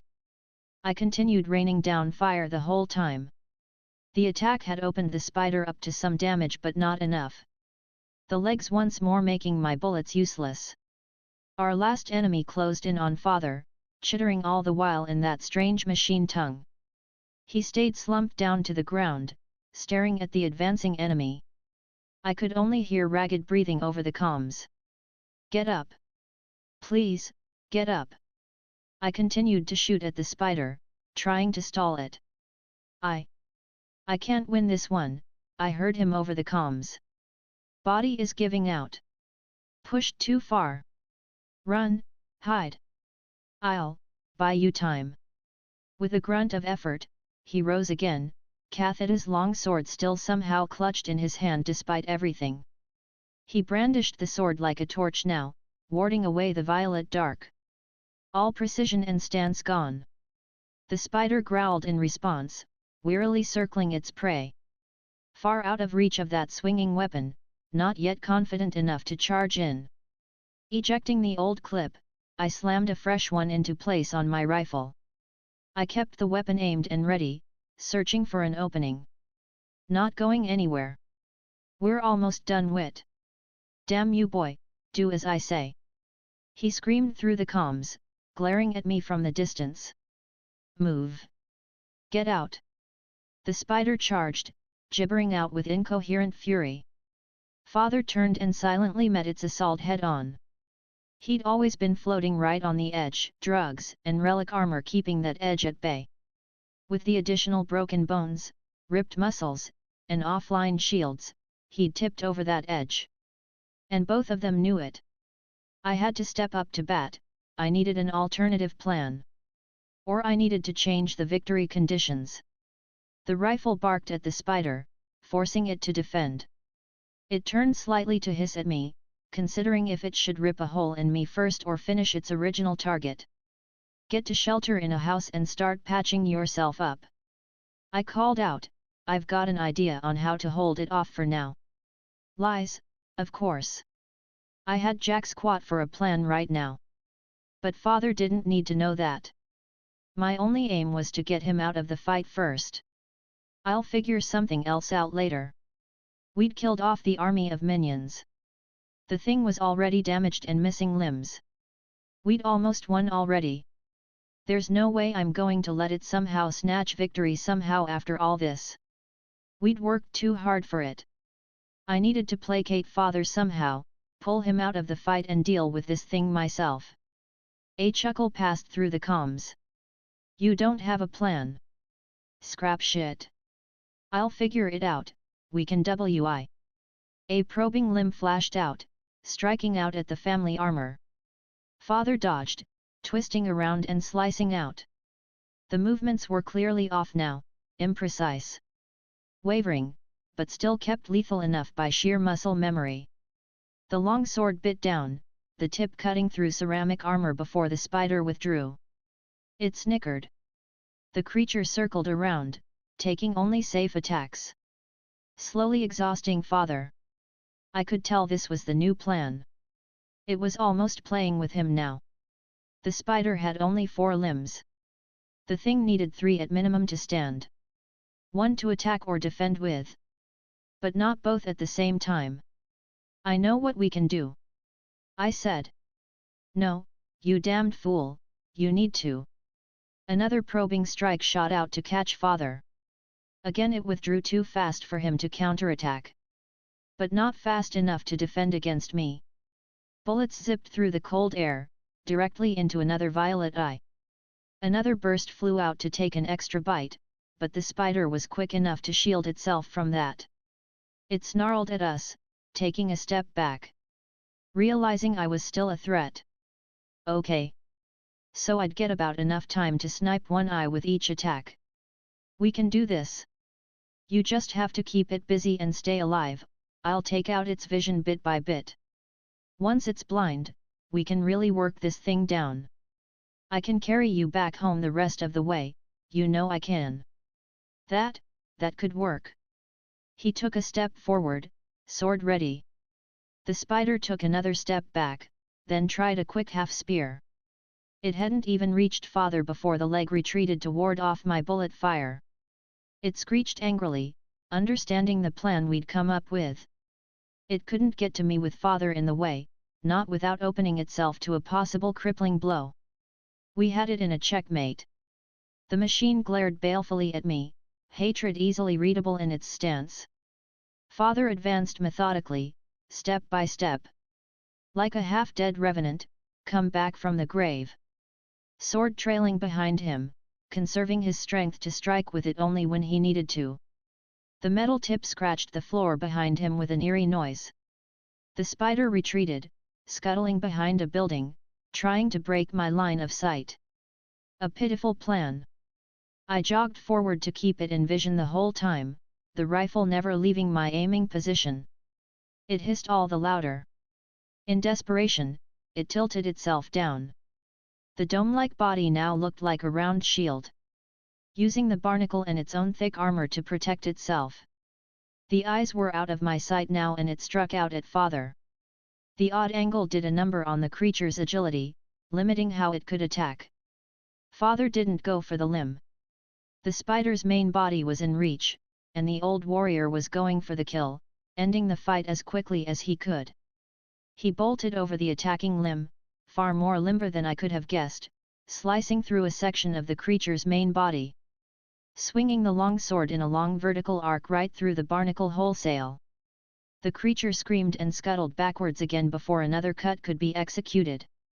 Cathita's blade hadn't been long enough to damage critical parts of the machine, but black oil dripped from the carved-out section. The barnacle turret hadn't been as lucky, splutting and eventually going dark. We had it spooked now. Out of options, the creature went completely berserk in a last-ditch gamble. In moments it had sprinted above Father, stabbing down furiously at him with every limb it had from every direction it could. Once more going for a trade of blows. My rifle barked out, taking eye after eye out. Not even 3 seconds had passed and I'd already broken all the eyes in my vision. It's blind on the left. I called out. Father responded by shifting over to the creature's left, forcing it to turn around again to continue the attack. He moved with efficiency, struggling to avoid each lethal hit of the creature. My gun continued to snap out eye after eye, until it clicked empty. There were still 4 eyes left to go. Scrap shit. No. Not now. Instantly, I gave up on the rifle, letting it go limp in the strap. There wasn't time to reload, I had to keep up the pressure. I drew out my pistol. Warning. Target is out of range. Journey chimed. At this distance, the pistol would not do a lot of damage. It didn't matter. I aimed and unloaded all 10 shots in rapid fire. 4 eyes at the start, a single eye left after all 10 rounds had been spent. I'd narrowly missed the last one. With a curse, I tossed the pistol aside and went for the next rifle clip, moving as fast as I could. A grunt of surprise passed over the comms. Warning. Winterscar chimed. Fatal internal damage detected. I froze and glanced up, catching what had happened. Father had been skewered clean through the stomach, a dodge too late. Relic armor and all. Even wounded, his sword was already swinging down with vengeance against the attacking limb. The spider didn't wait to have its 4th leg cut apart. Instead it flung him off with a derisive swipe. The sword only made it halfway into the limb, before he'd been thrown away. He flew off, low to the ground, skidding to a stop, a trail of blood left behind. Emergency life support activated. 3 minutes estimated to hemorrhagic shock. Winterscar called out, voice still monotone. First aid required. Loading medical module. Father tried to get up, but only collapsed back down on the pool of blood spreading beneath him. Run, his voice drifted over the comms, desperate now. Run. Run? If I ran, I could make it back to the surface. I had relic armor now, I stood a chance of survival alone. Father knew that. I hadn't even reloaded the rifle, but it would be worthless in this fight. I'd be down to using only my knife for this. And he knew I couldn't beat this thing with a knife. I took a step back, caught between the terror, anger, and fear. He was going to die in 3 minutes without aid. Winterscar was keeping him stabilized from the messages on the HUD, but it showed up as a temporary solution with a time limit. If I killed this thing fast, I could make it to Father in time. The armor would show me how to save him. I couldn't possibly kill this thing by myself. Let alone within the next few seconds. No winning move. Despair flooded into my heart.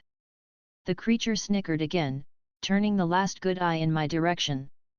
It approached, ignoring Father, already marking him as a non-threat. What if I ran? I could just turn right now, and I'd live. He was going to die in less than 3 minutes. And he'd ordered me to run too. I need to run. I need to run. I need to run. Kathita's knife flared to life in my hand. I've run long enough. My shaking hand stilled. The spider approached, leg tip sharp enough to puncture through metal. Sharp enough to kill me in one hit. In response, I took a step forward, taking the stance Father had taught me through blood, pain, and trial. A breath in and out, to steady myself. The ancient occult knife in my hand slowly rose up to face the enemy. I am Keith Winterscar, Relic Knight of House Winterscar. And I will honor my vow. Chapter 35, Son. Automatons are more like wild animals. Father's voice drifted into my mind. Even weakened as it was, those legs moved too fast. Too fast for a human like me to react to. I felt silly, lifting up a tiny occult knife against the towering monster. That last violet eye locked onto my own. Every other eye had been shot. Still, that monster's mechanical ability alone meant there wouldn't be a win coming from pitting my combat skills against it. If I was going to come out of this alive, I had to figure out a plan that sidestepped the spider's advantages. In short, there's no winning this by being better. I needed to be smarter. It moved so much faster than I could be. Only another machine could match that speed. Only another machine. Journey, can you fight this thing? I asked. Movement requirements would exceed user safety limits. Combat protocol stands an unlikely chance of matching the target enemy and will cause injury to the user. Option not recommended.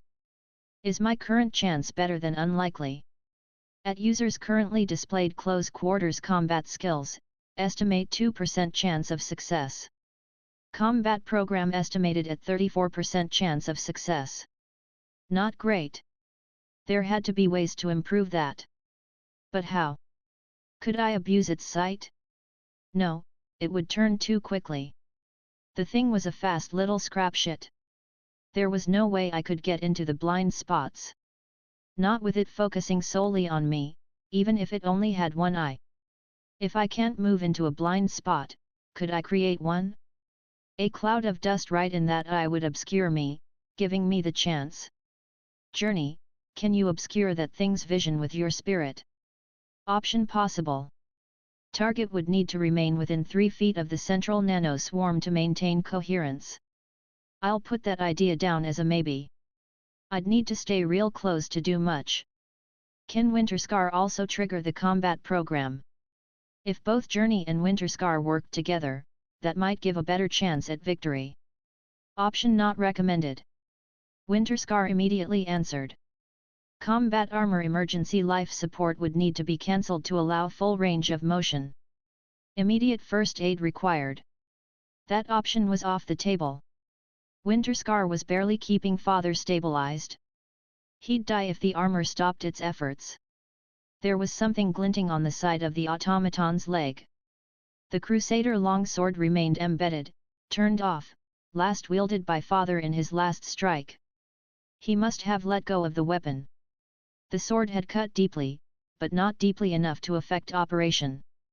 Could I get those extra inches with a gunshot? No, the sword wouldn't turn on unless it detected a hand gripping it out of a built-in safety. These weapons would only remain active without a wielder for a few seconds being let go of, long enough for a thrown weapon maneuver and nothing more. No bullet shot would do anything to turn it back on. Gods, my head was going in strange directions now. Think. What else could I use? There was a large gash in the body where Father's attack had wounded it. Black oil was leaking out. Was that flammable?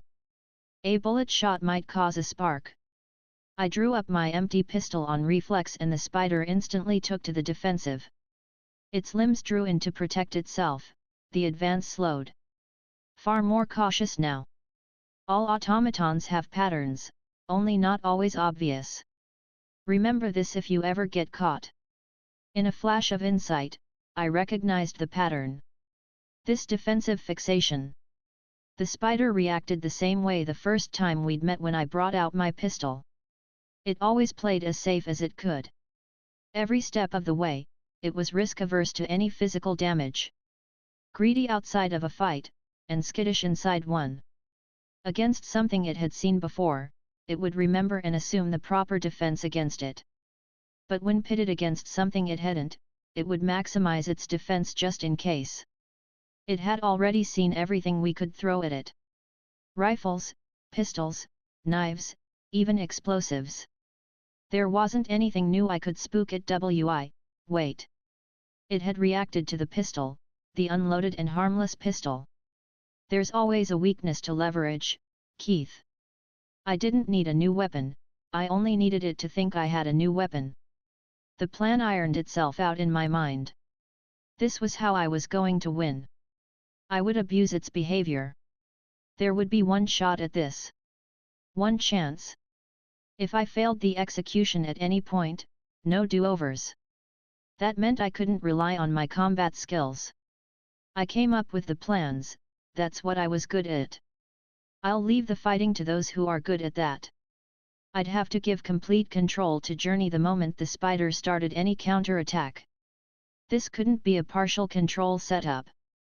I need to commit completely and trust my armor could execute a good offense. My own inputs would muddy the waters. This happened too many times already. 2 drivers at the handlebar would crash the airspeeder. Journey, on my signal, override all my motion control with the combat program. I can't fight that thing with my own skills, but I can open a window for you to do the damage. I said. Warning, extended use of full override may cause possible physical trauma. Will it kill me? Negative. Then do it. Releasing safety locks. Loading standard combat module. Full combat module, online. Standing by. I had to trust the combat program would do its part in all this. I prepared for my part. Do or die time. I holstered my pistol, loosened up my shoulders and then sprinted towards the enemy. The spider mimicked my charge, screaming fury at me, ready to stab down and end it. Near the end of my suicidal charge, I yanked the artifact out of the belt and flipped it on. Still no idea what it's used for, but it glowed blue when turned on and looked tetchy. That's all I needed. Drawing it as if it were a pistol, aiming my bluff down range. The brick lit up bright blue. The effect on my target was immediate. It scrambled to a stop and hid behind the only limb it had left for the job. Covering its last eye. Father's sword still embedded on that very limb, the hilt inviting. You remembered the wrong lessons, you oversized piece of scrap. I let go of Cathada's artifact to free up my hands as I ate the last few feet of distance and leapt forward to get the extra bit of height I needed to reach the hilt, my hand extended out to grasp it. If I missed, I was dead. There wasn't time to question my plan now. I soared through the air, reaching the apex of my jump, the hilt just barely in reach. My fingers wrapped around it.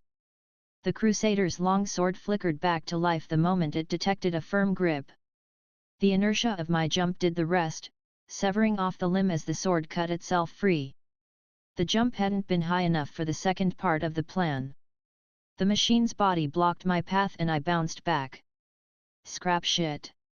I'd planned to land on the top. Instead, I hit the ground and rolled on my shoulder, finding myself directly under the creature just as it shrieked in realization. Instinct and reflex had me ram the long sword blade up into the underside carapace. It sunk into the creature, but the blow hadn't been enough. The creature lifted itself up in panic before I could execute a full cut, out of reach again. The spider stumbled backwards, weakened, trying to keep me in vision. One of its limbs lifted up. Now Journey! I screamed out. The relic armor locked shut around me, trapping me immediately in a claustrophobic space. I couldn't move a single muscle, not even my fingers or neck. It was as if I had been moving around comfortably in liquid lead only to have it instantly petrify solid, completely entombing me inside. Fear flowed through my veins and I threw a wall of willpower at it, trying to remind myself this was the plan and that it would only last a few seconds. Trying to stay as still as possible to not trigger the mounting fear. Instinctively, I knew there were only seconds before the claustrophobia wakes within me in primal terror and overpowers all my senses. Time seemed to stretch out. The limb lifted, tip as sharp as a spear. I was hyperventilating from claustrophobia already, darkness at the sides of my vision. Journey jerked my body to the side, dodging the attack within inches. In the same motion, it slashed out with the blade against the attacking limb. The attack had no elegance or poise, no set form. A simple and brutal swing. But what it had was sheer speed. I could feel my muscles and bones ache from the whiplash. Journey released the locks on my body moments right as I started screaming. I found myself collapsed on the ground, breathing out the last of my panic, trying to steady myself again. It had cost me. But it had worked. The sword had cut straight through the leg, leaving the spider to tip down. Now it had only 2 rear legs. Not enough to stand up or attack. It desperately tried to escape, but the mass was too much for 2 legs. I could see it dragging the weight behind it, black oil trailing behind it, that single purple eye glaring at me in both hatred and panic. I stood back up to my full height, mustering the last bit of energy I had left, and sprinted after it. I jumped on top of the domed bulk.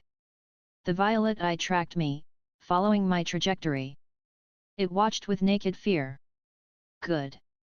The thing had been following us all this time. Learning. Adapting. Now I had one final lesson to teach it. Remember this, I snarled and rammed the blade deep into the monster's center, down to the hilt. I spun on myself and pulled, executing a massive chasm as the blade cleaved out in an arc. All traces of violet faded to black around me. It was over. It was dead. There wasn't time to celebrate. I let go of the sword, sprinted over to Father. Traces of his struggle to get up colored the floor with bloody streaks and handprints. He'd managed to drag himself to a wall but nothing more. There he remained, slumped against it. A trail of scarlet painted around him. I made it to his side, finding him still breathing but too weak to stand up on his own. 2 minutes until hemorrhagic shock. Immediate first aid required. Winterscar said calmly. Biometrics flashed before my eyes, warning after warning scrolling by. No, no, no, no. I rushed out both first aid kits. Keith, he said, gasping, reaching up a hand to unhook his helmet. Winterscar's helmet slipped from his fingers midway down, hitting the ground with a clunk. Neither of us made any move to bring it back as it rolled away. Grey eyes marred with red veins. A harrowed-out face, clammy skin, pale as death. Stubble had grown across the sunken cheeks. Short black hair filled with grey whisks. Gods above, he looked so frail. Haunted even. He'd seen better days, he'll see better days, I mentally corrected. No, not yet. We're so close, I hissed, snapping open the medical kits from both his armor and my old environmental suit. Lord Atius is right around the corner, any moment now, we'll link up and get out of here and we'll be back at the colony in no time. Inside each kit, all tools remained safe. The padding had protected them through everything up to now. I had a chance. He tried to speak. Only able to get parts of a sentence out with each quick breath. Thank the gods I'm dying, boy, saves me from having to scribble n numbers on a coughing fit cut his voice off, his chest heaving with the effort. On the dirt. I finished for him, voice catching in my throat. The spider's limb had made a hole in his stomach, blood flowed everywhere from it. They'd built the superglue to stem blood loss, except there was so much. Where was it all coming from? Gods above. Where do I even start? Journey came to my aid. The HUD pointed out locations to apply aid. I followed the pinpoints blindly, moving as fast as I could. Dozens of spots. Everything will be fine. I'll just carry you back home after this. I said as I worked. You'll take a vacation for a few months on a wheelchair and I'll teach you all about engineering and all that scholar scrap shit since you won't be able to run from me. You're going to hate it, it'll be great, you'll see. Everything will be okay. 30 seconds until hemorrhagic shock. Winterscar announced in my helmet, calling me out on my lie. I ignored the armor, continuing treatment. Glue was everywhere now. It formed a massive patch, the first dispenser running dry. I was almost through the entire second one when I'd finally tagged the last spot. Winterscar confirmed the bleeding had been stemmed. 20 seconds until hemorrhagic shock. The timer continued ticking down, ignoring all my efforts. He was still dying. Journey. Damn you. Fix this. I screamed out. No options available given the current resources. It answered in monotone. No, something else, there's got to be something else I could do. I ripped out the gauze from both kits and tried to clean up the wound. They filled up with blood in seconds. Worthless. I swore and tore at the kits for more. There was nothing left inside. Both empty save for useless drugs. I swept the empty boxes away in a fit of rage, turning back to my old man. Peace was not an emotion I'd seen on father before. He wore it perfectly. You turned out good, boy. Words wheezed out, lucidity ebbing away into the air with them. T turned out, good. 14 seconds, Journey's HUD showed. WNICH her. I'll tell her about, why you. 7 seconds. Sensors had to be faulty. The bleeding had been stopped. He should be fine now. What more was I supposed to do? I ripped my helmet off in sheer rage, throwing it far away with a scream. I didn't want to hear Winterscar's scrap shit lies or Journey's helpless shrug. The chill air attacked my cheeks instantly, the cold reaching in through my tears. I couldn't care less. Stupid scraping shit-filled, you could have made it out alone. I screamed, throwing the worthless superglue dispenser away, hearing it break on some faraway rock. Why didn't you just let me die in some corner? You would have lived. You should have lived. He stared back, breath wheezing, seconds dying away. Then a look of shock bloomed across his face. And for the first time in my life, I saw him smile. A broad, massive thing, full of wonder.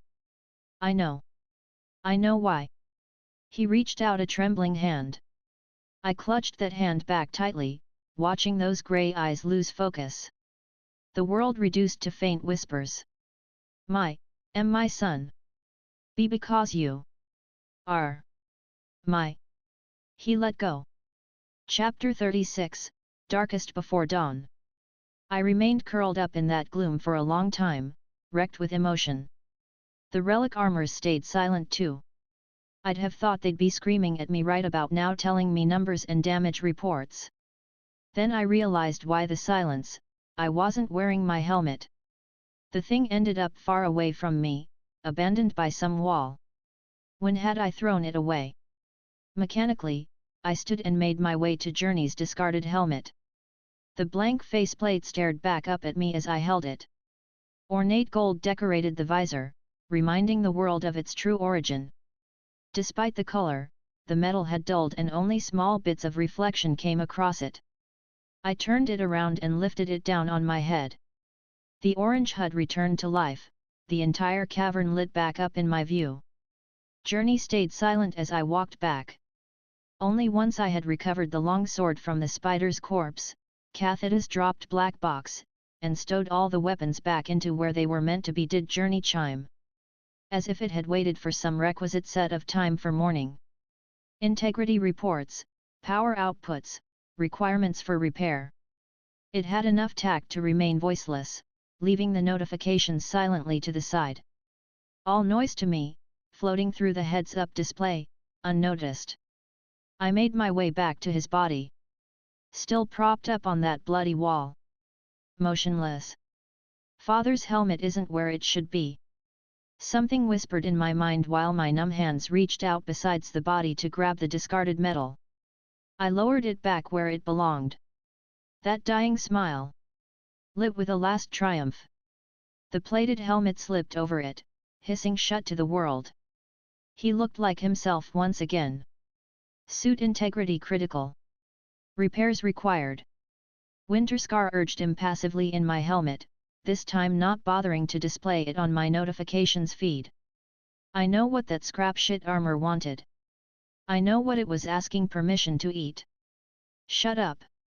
Just, shut up. I whispered back, taking time returning father's knife back into its sheath.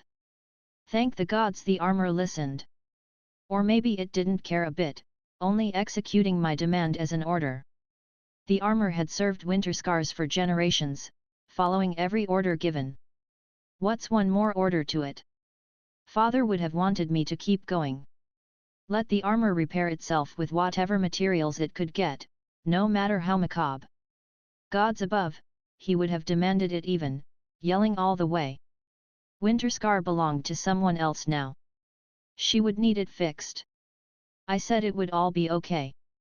I said to nobody in particular. Not the first time I've been wrong, Father. Gods, I've been wrong every step of the way down here. I'll make sure you come back home. I won't get that part wrong. He didn't answer back. The dead don't speak. Journey's armored gauntlets reached under the unmoving sibling. There was no surprise at how weightless it all felt when I lifted up. These armors were heavy on their own and yet it felt like carrying air when I stood up. Suit integrity critical. Repairs required. Winterscar once more chimed in my ear, insistent. I was about to yell at it when Journey's HUD lit up and outlined the dead spider. I started laughing. Gods! My head is addled. I'd thought you were trying to eat his, but I couldn't finish that sentence. Instead I walked numbly to the dead creature. It took only a few cuts and some directions from Journey to find where the creature's heart was. 2 power cells kept the creature moving, one of which was sliced in half by the sword cut I'd done. The other was still mostly full. I stripped it out, and brought it to Winterscar. The black cloud expanded, drinking from the opened power cell container. Expanding out in a small bridge of black to the dead spider's body. I saw it dissolve. Broken down into component pieces, absorbed by Winterscar. The power cell was emptied. The rips and broken metal were pieced back together. It didn't touch any of the blood, leaving all of it to freeze on the armor plates. I could see the armor reform itself over Father's wounds. Soon, Winterscar had a perfect circle of metal covering the stomach, while the rest was dyed as red as our sigil. I lifted it up again once the repairs were done and walked away. Father's helmet slumped on my breastplate, my march home making it shift slightly from side to side. Journey picked up the slack, pointing out directions. No idea how it calculated where to go, and I didn't care either. It was another half hour before anything shook me out of my daze. Search party to Winterscar. The comms queried. That brought my feet to a stop, standing in the middle of some random path. I don't even remember how I got here. There was nobody but me now to answer. I copy. Keith. Lord Atias's voice questioned, why isn't Tenicent answering? He can't anymore. What? No, it's too early for symptoms to show.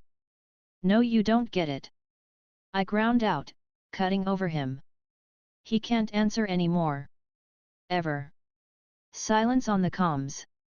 Iron Reach broke first. Scrap shit. He's lying, that asshole couldn't have kicked the bulletin, it can't be it just. Tenicent dead.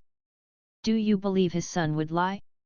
Have some tact for once in your life. Anka's father, the Shadow Song Prime, cut in. Lord Atias spoke next, almost regally, a note of finality in that voice cutting through the chatter. I was dreading this would happen. I'll miss him dearly. Great. You've moved on already. I spat out. Keith. My sister hissed out into the comms nervously. This is Lord Atius, please, bed. It's fine. The Lord replied with a measured pace, cutting over my sister. I'm deathless, little Winterscar. I've lived a very long time. I've seen hundreds of my friends die. Some in their beds surrounded by family, others in battle, and some alone on the floor of their own home with a pistol in hand. I've learned to mourn in a different way than you do, but I mourn all the same. You will simply have to take my word for it. There was silence on the comms for a moment before he continued. Scanners show you're only a half click from us. Hold position, we will come to you. Search party out. The comms clicked shut before I could say anything else. A wall found my back and I sank down beside it. Winterscar was cradled in my arms.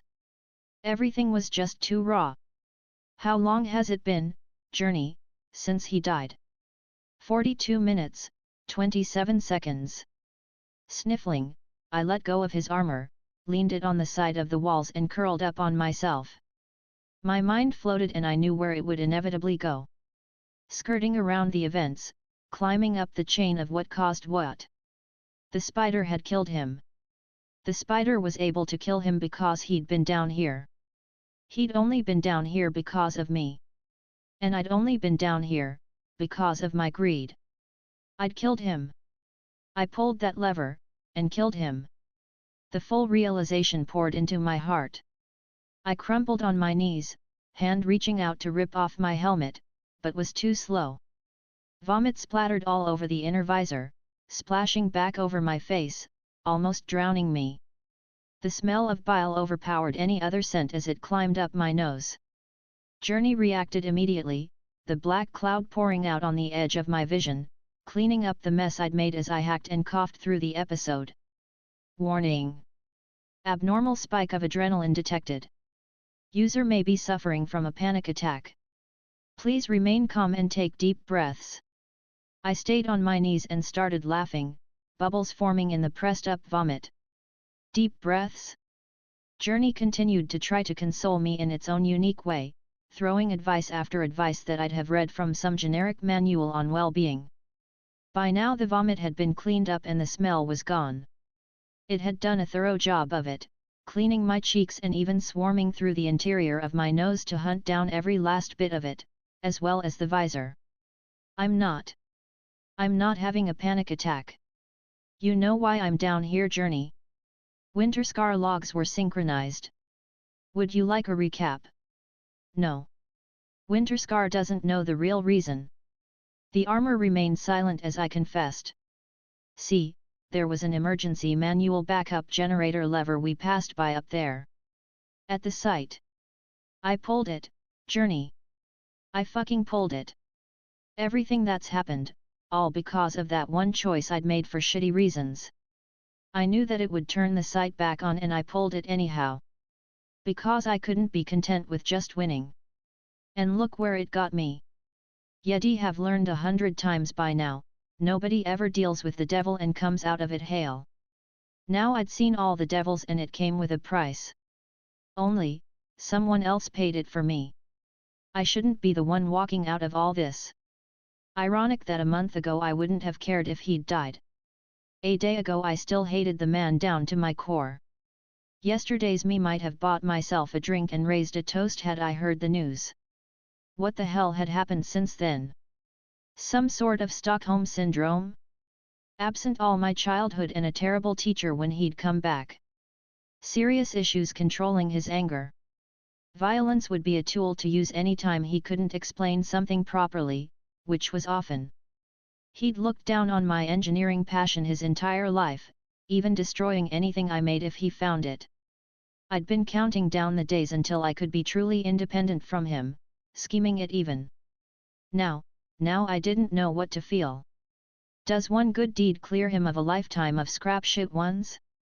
Or had all those scrap shit decisions all been done because he'd been afraid all this time? Afraid of what happens to Kedra and I when he's no longer here. His last smile floated into memory and I knew then, that I didn't have it in me to hate him anymore. I couldn't muster even an ember. I got back up on my feet, pushing against my knees. He tried to be better. I needed to do the same. Warning! Enemy threat detected. Journey pinged in my ear. An image of a screamer floated above my HUD, with an arrow pointing at a cluster of dots approaching my own. They don't ever stop, do they, Journey? I chuckled back. This whole world isn't going to stop just because I needed a break to do soul searching. The underground was ruled by machines. I was a trespasser to be hunted down. Previous history shows machines always investigate sites of lost battles. I don't suppose I could just lay low and hide. Negative. This unit has been pinged. High probability enemy units were dispatched specifically to hunt current user down. Father's body weighed nothing to Journey, even if his memory did to me. In a second, he was back in my hands. There wasn't any more time to cry and mope and think about difficult things. I shook myself free of thought, focusing.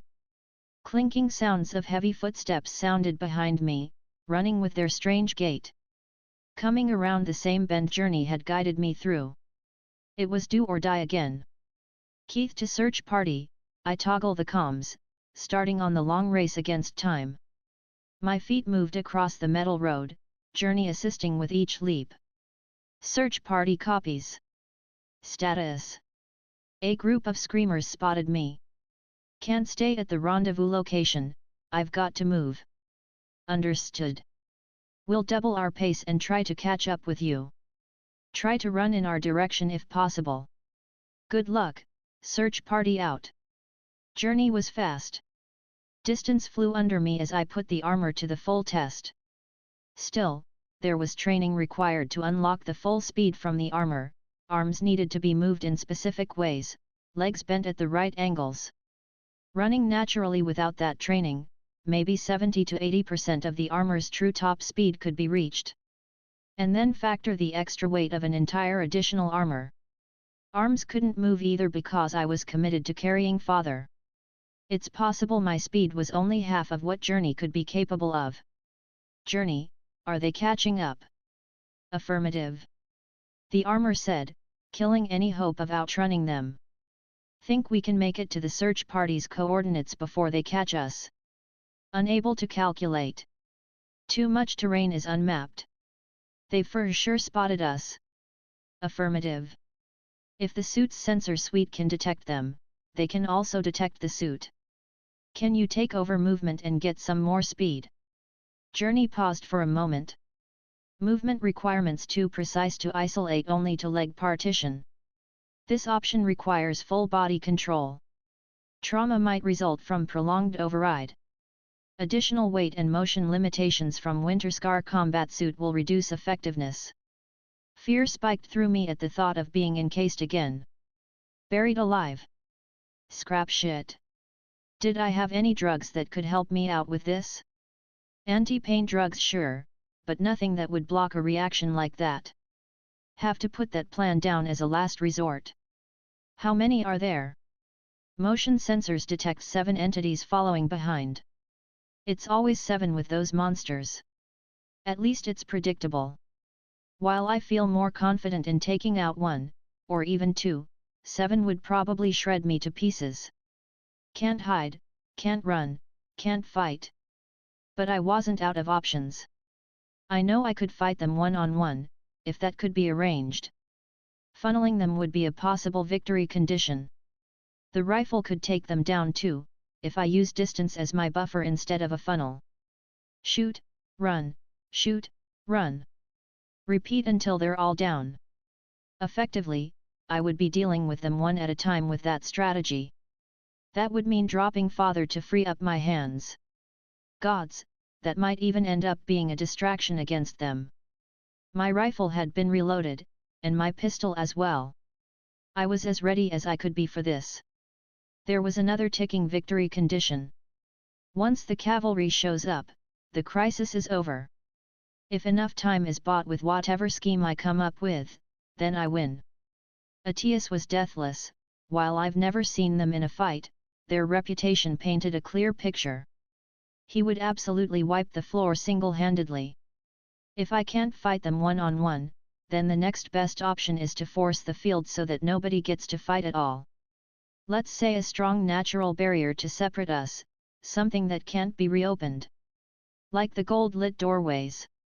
Hadn't seen one in a while, but if they did appear, there'd be no hesitation from me. Hell, I could make do with a thick sheet of metal in a pinch. The strength of a relic armor to hold it against a tight entrance could buy me the time I needed. Using distance and my rifle is a gamble. If I mess up there won't be any way to recover. Finding a blockage has a much better chance of success if something goes wrong, and I'd be chipping away at the timer too. Let's go with that one, more ways to recover from a bad situation. All that was needed was a single building that had a single doorway and something to seal it with. Given that I was sprinting through dozens of buildings between me, it wasn't long before a good candidate showed up. The domed specimen had no windows and seemed to be big enough to have multiple rooms. That'd give me a possible retreat, though it might be a double-edged sword. I risked it. A quick switch of direction and I was at the old metal door. Storming inside, the surroundings gave me confidence. A lucky first pick, finally. Piping on the roofs, a second door at the rear, and metal tables. Tools I could work with. Father's body was dropped and my knife was put to use cutting up some piping. Hopefully this would be able to bar the door long enough.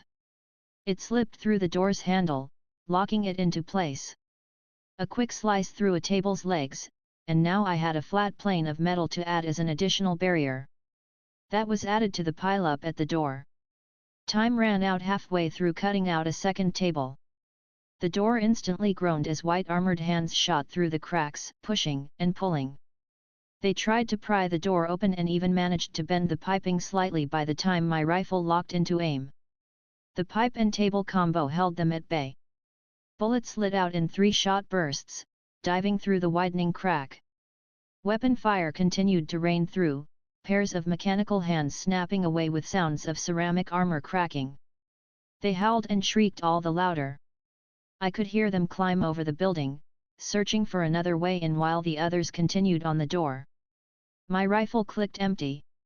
Death was coming to get me, held away by a few inches of metal. If I let fear paralyze me again, it would succeed this time. URS, watch over me. Focusing on one task at a time, drowning out everything else, I snapped into action. Eject the magazine. Grab another. Feed the rifle. Reset. Aim. Fire. They'd heavily bent the piping during those few seconds, the gap widening enough to stick a head through it now. More arms shot through the opening, trying to remove the blockage. Cathada's old rifle scythed through the mob. I saw skulls break in pieces and bodies flop to the ground. There were at least 4 left when the rifle clicked empty. That had been my last magazine. Scrap shit. Thin armored arms still pried the door open with deceptive strength. The metal groaned as it bent, inch by inch. They'd get inside soon. I had no explosives, 1 scavenger pistol with 10 shots loaded, 2 knives, 1 sword and approximately 10 seconds to cobble a plan together. Chapter 37, Back into the frying pan. The snap hiss of my knife echoed in the room. Of course, I hadn't brought out my knife to fight 4 against 1. The knife cut down on the last 2 table legs I'd been working on before they'd gotten here. Job done, I tossed it away without pausing. There wasn't time to properly sheath it back in my boot. Instead, my arms wrapped around the freed metal table. It easily flipped vertically, a massive shield. If that door was going to break on me, then I'll goddamned make my own. I charged forward, slamming the full table into crumbling defense. My shoulder locked in place against the entryway. With my free right hand, I drew out the scavenger pistol. Journey, how many are there? Last I counted, I'd shot and broke 3 skulls. There should be 4. Motion sensors detect 4 entities outside. Journey confirmed a moment later. 10 bullets for 4 targets. Those were good enough odds. A deep breath later, and I peeked between the improvised door. I aimed for my first target. There's this book I once read that had a great quote in it. I'll paraphrase, never assume the enemy is as stupid as you are. I assumed like a true moron that they'd basically just keep trying to break the door open while I shot them. Like good little monsters. No, there was an elegant solution to dealing with a camping rat like me, hiding behind a barricade. There wasn't even time to press the trigger before one dove a hand in through the gap and yanked the weapon out of my surprised hand. And just like that, the gun was tossed away and out of the picture. I had messed up. Bad. Keith to search party. Search party copies. What's the ETA? Because I really need you all right here, right now. Assuming we don't run into another dead end, 10 minutes. It's fine. Everything is okay. No one liked Plan B anyway. It's time for Plan C. Whenever I figure out what that is. The table yanked hard against me, the monsters trying to shove me backwards. It was now a pure contest between Journey's strength and theirs. That was a lucky break on my part. Journey had them beat in the strength department. I bought about 3 minutes before they gave up on trying to beat Journey in a competition of strength. Next, they tried to claw at me. Here, they made the same mistake I had done, about assuming your enemy's competence.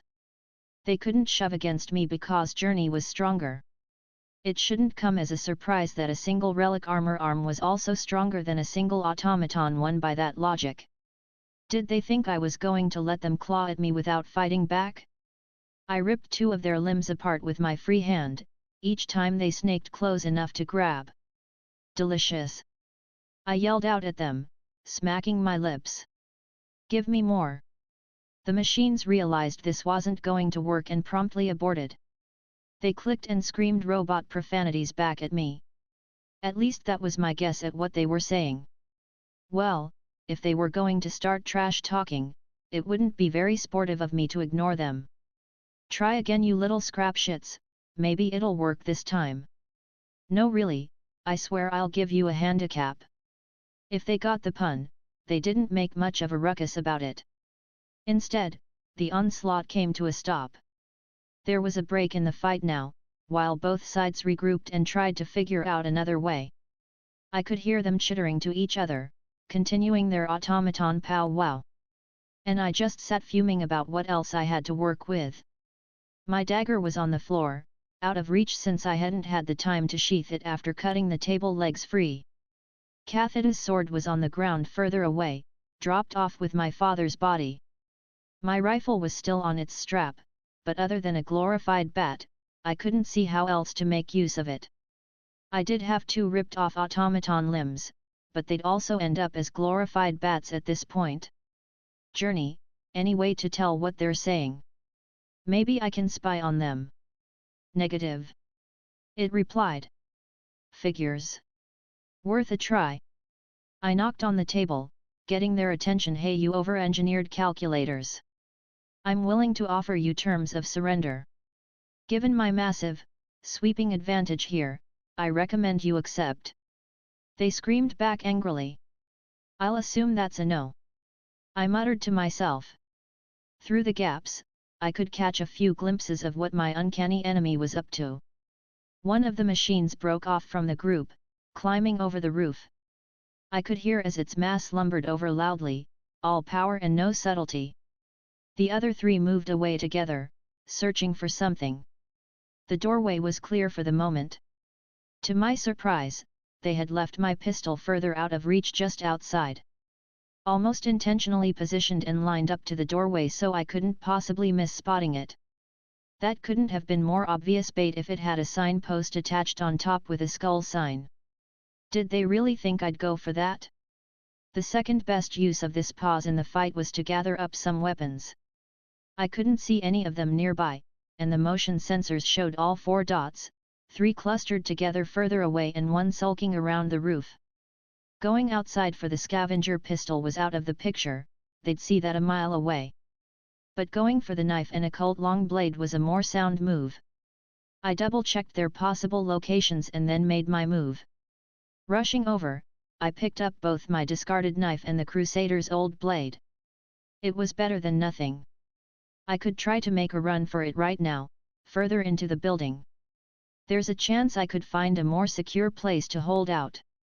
10 minutes was the goal. The single scout was alone too. My blades would make quick work of it if I caught it alone. Another glance out the gaps and my heart sank. The 3 machines had returned with a massive metal box. A water heater or a terminal of some sort. Function didn't matter in this case, only weight. And they were struggling to keep it off the ground. I raced back to brace the door.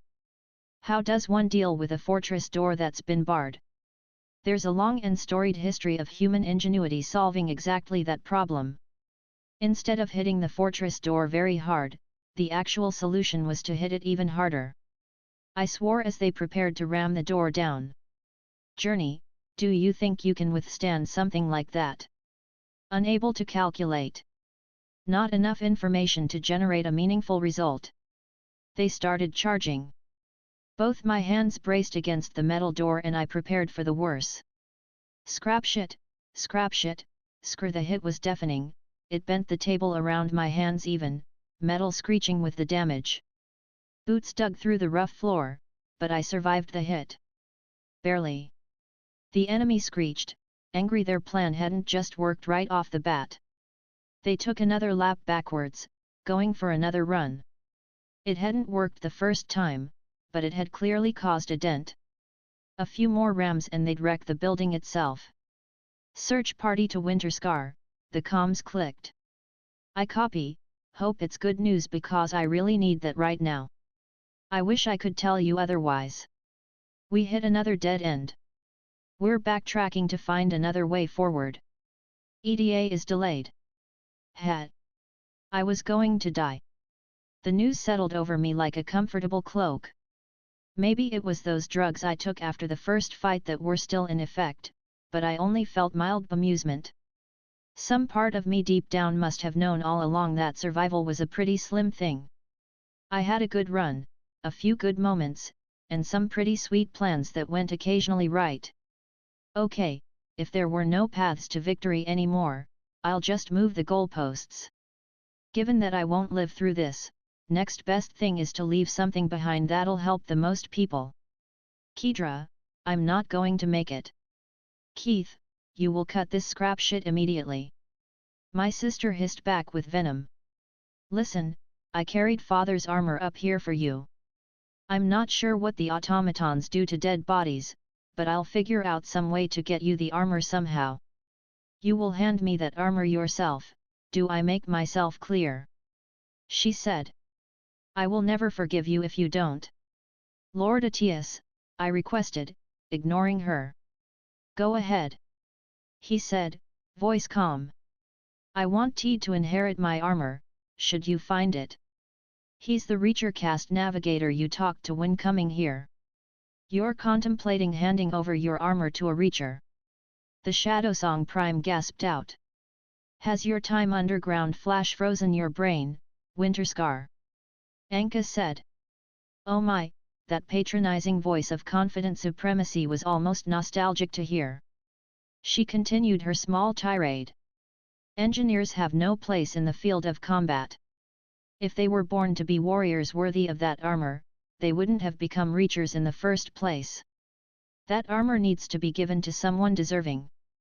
Teed's not going to use it in combat, you pompous snob, he'll loan it out to people more suited for it when it's needed for combat. I said, bracing already for the next impact. I want my legacy to be handing relic armor to an engineering house. The automaton slammed again into the door, throwing me back. I shoved the breaking metal table back into position before they could slip through. But the makeshift door's days were clearly numbered like mine. Lord Atius spoke this time, and once more the comms went silent for him. Humans tend to stick to traditions and not always for logical reasons. There's a reason the caste system exists on the surface and that I've allowed it to continue all this time. A dying wish isn't enough justification for gifting relic armor to a lower house and the fallout that will come out of this. Give me a better reason to work with. I thought about it as I saw the automaton line up for another run. Soldiers don't think like engineers do. I found secrets in these armors only an engineer can find. When Teed gets this armor, tell him to go digging. I swear he'll find some interesting things. House Insight would carry the torch I lit. Silence. The third ram hit in the interlude, parts of the door frame itself bending now. I still managed to hold on. The fourth scout had come back, now helping its brethren with the ramming plan. They moved with bloodthirsty glee, almost like they could taste the victory. I wish I could spite them somehow on the way out, but the best I'd do is maybe kill one of them before they mobbed me. I've had engineers study the armors in the few moments they were not being used. They hadn't found anything different. I did. I don't have time to go into details. When you get my armor, check the logs to see everything I unlocked. There's more to these armors than we suspected. That is, acceptable, on condition. Atius said. If these logs show something we haven't seen before, then you will have my word that your armor will be passed down to this Teed. If not, I will assign your armor to where it can be best used. Nobody raised any concerns, the clan lord had spoken. They all had to shut up and deal with it. I suppose that's the best I'd get out of him. Thank you my lord, I said.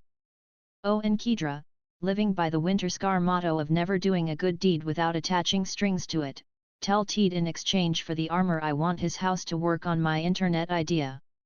Hold him to it. I spent half my life trying to make that work, I'd like to be vindicated at some point about it. Please, just live instead Keith, my sister begged. Run, or hide, we're going to make it. You need to buy just a few more minutes of time. We're almost there. I saw the fourth ram in progress. The metal box they'd used had some bent parts to it now, but it was still working for its new purpose. Nope, out of time. Love you lots.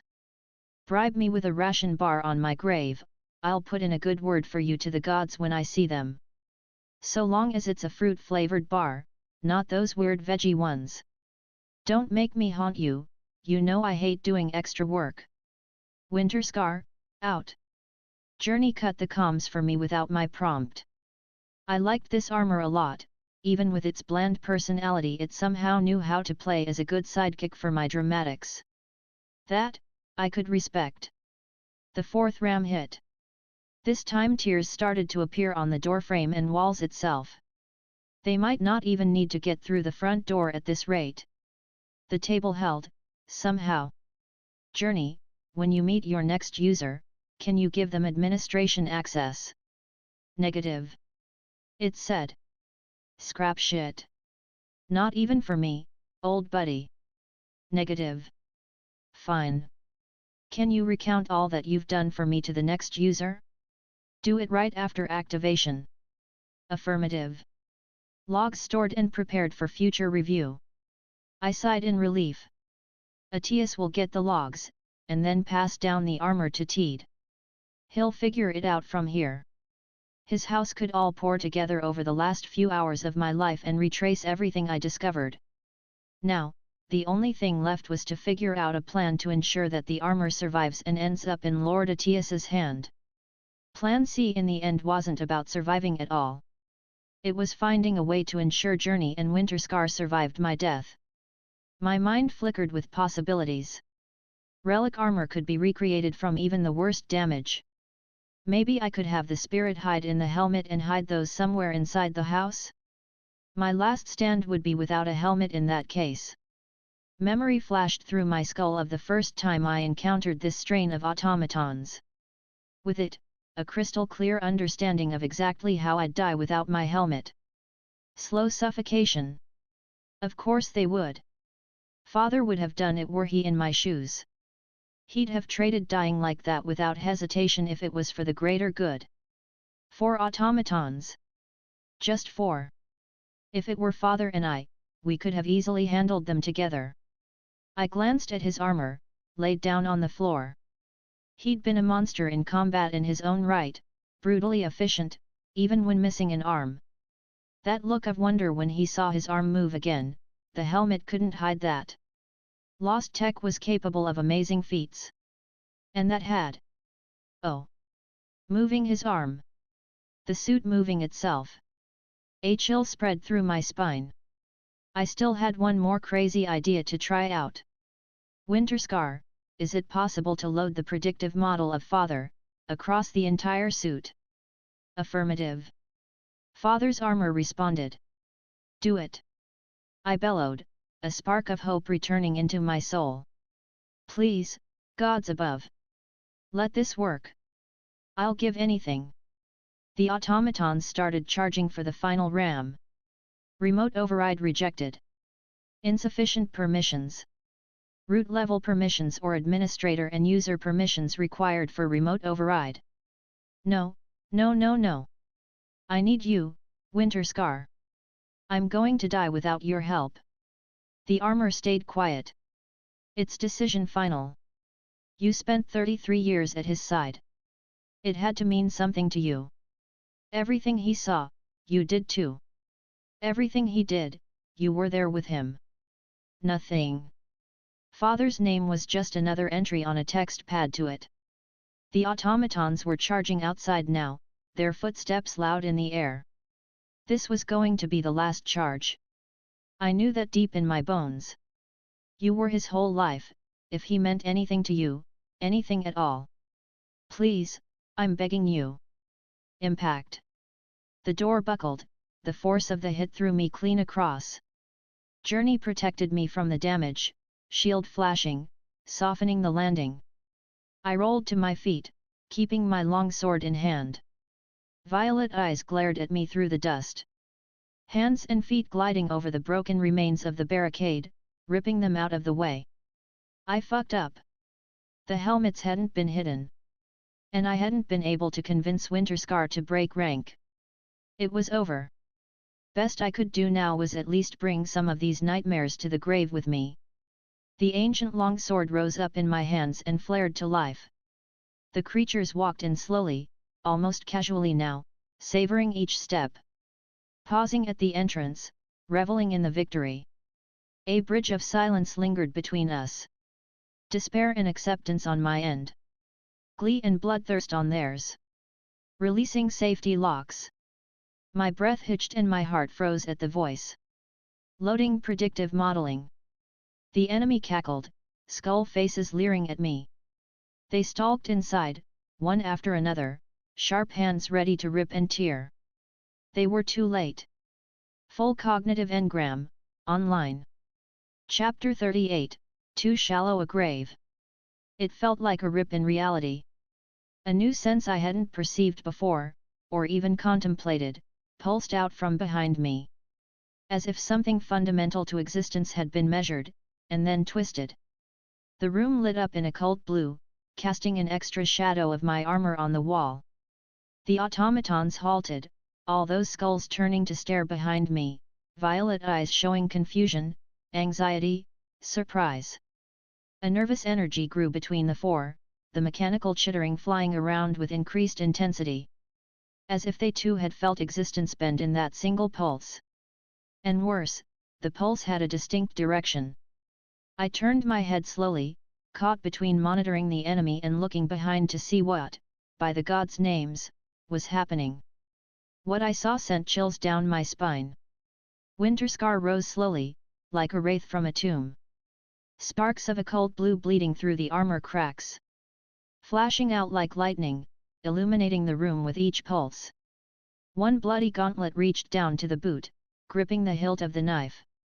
A flourish I had seen time and time again brought that knife out, back into the world, flawless in every motion. The blue edge of the knife tracing a halo in the air as it lit up, perfectly matching the color of light fading off the armor. Journey's HUD showed Winterscar sending error after error, almost frantic. Everyone remained stunned. Tension hung, as if we had all agreed on a silent ceasefire. The feeling of wrongness faded as the occult glow burned out, plunging the room back into the gloom. The error messages halted. Connection to combat suit Winterscar, lost. Journey chimed. A dead man's armored helmet gradually turned in the dark, locking onto the automatons staring from the doorway. The knife rose in its hand. The automatons took a step back. Wordlessly, the revenant bent down and charged, breaking the frozen moment. The enemy responded a split second later, leaping forward with screams, all fear forgotten. Chaos descended into the room. There wasn't time to think about what had happened. It was do or die. I followed behind Winterscar as the wraith sprinted past me. The first target opened up with a bloodthirsty grab for the revenant's throat. With a quick duck and a head tilt to the right, the armor narrowly avoided the grasping hands with precision. Sparks flew as the metal claws scraped past the helmet. Winterscar lunged forward in the same instant, knife seeking the automaton's throat. Too fast for the automaton to avoid. Faster than I'd ever seen it move before. It cut deeply through, unerring. The automaton's lights snapped off entirely. Momentum carried the heavy, limp body forward. Winterscar expertly directed the machine's remains away and onto the floor with a twist of its body. It continued forward, losing no speed, the move as efficient as it had been swift. That's the full technique. I realized belatedly. The very first time we'd fought the Screamers, he hadn't been able to execute the complete range of motion required because of his arm. And now I saw the part that had been missing. The Screamer on the left leaped out to take me on. It only had a single arm, as I had mangled the other during their previous ill-advised plan. It still attacked the same as it would have with two, now only one hand lunging for my throat. This familiar opening attack, they really were predictable. I ducked and tilted my head to the right in a pale imitation of father's movements. The claws sailed clear past, as predicted, and my sword snapped up to punish the vulnerability. The machine tried to abort, attempting to throw itself to the side. I wasn't as precise as father. My movements weren't efficient enough. The machine had enough space to weasel away from the blade, throat safe because of my inexperience. I wasn't alone in this fight, however. Journey silently tracked it, calculating that I would miss, forcing my arm further down, right where the creature couldn't escape. With its additional compensation, the long sword rammed down, stabbing clean through the neck.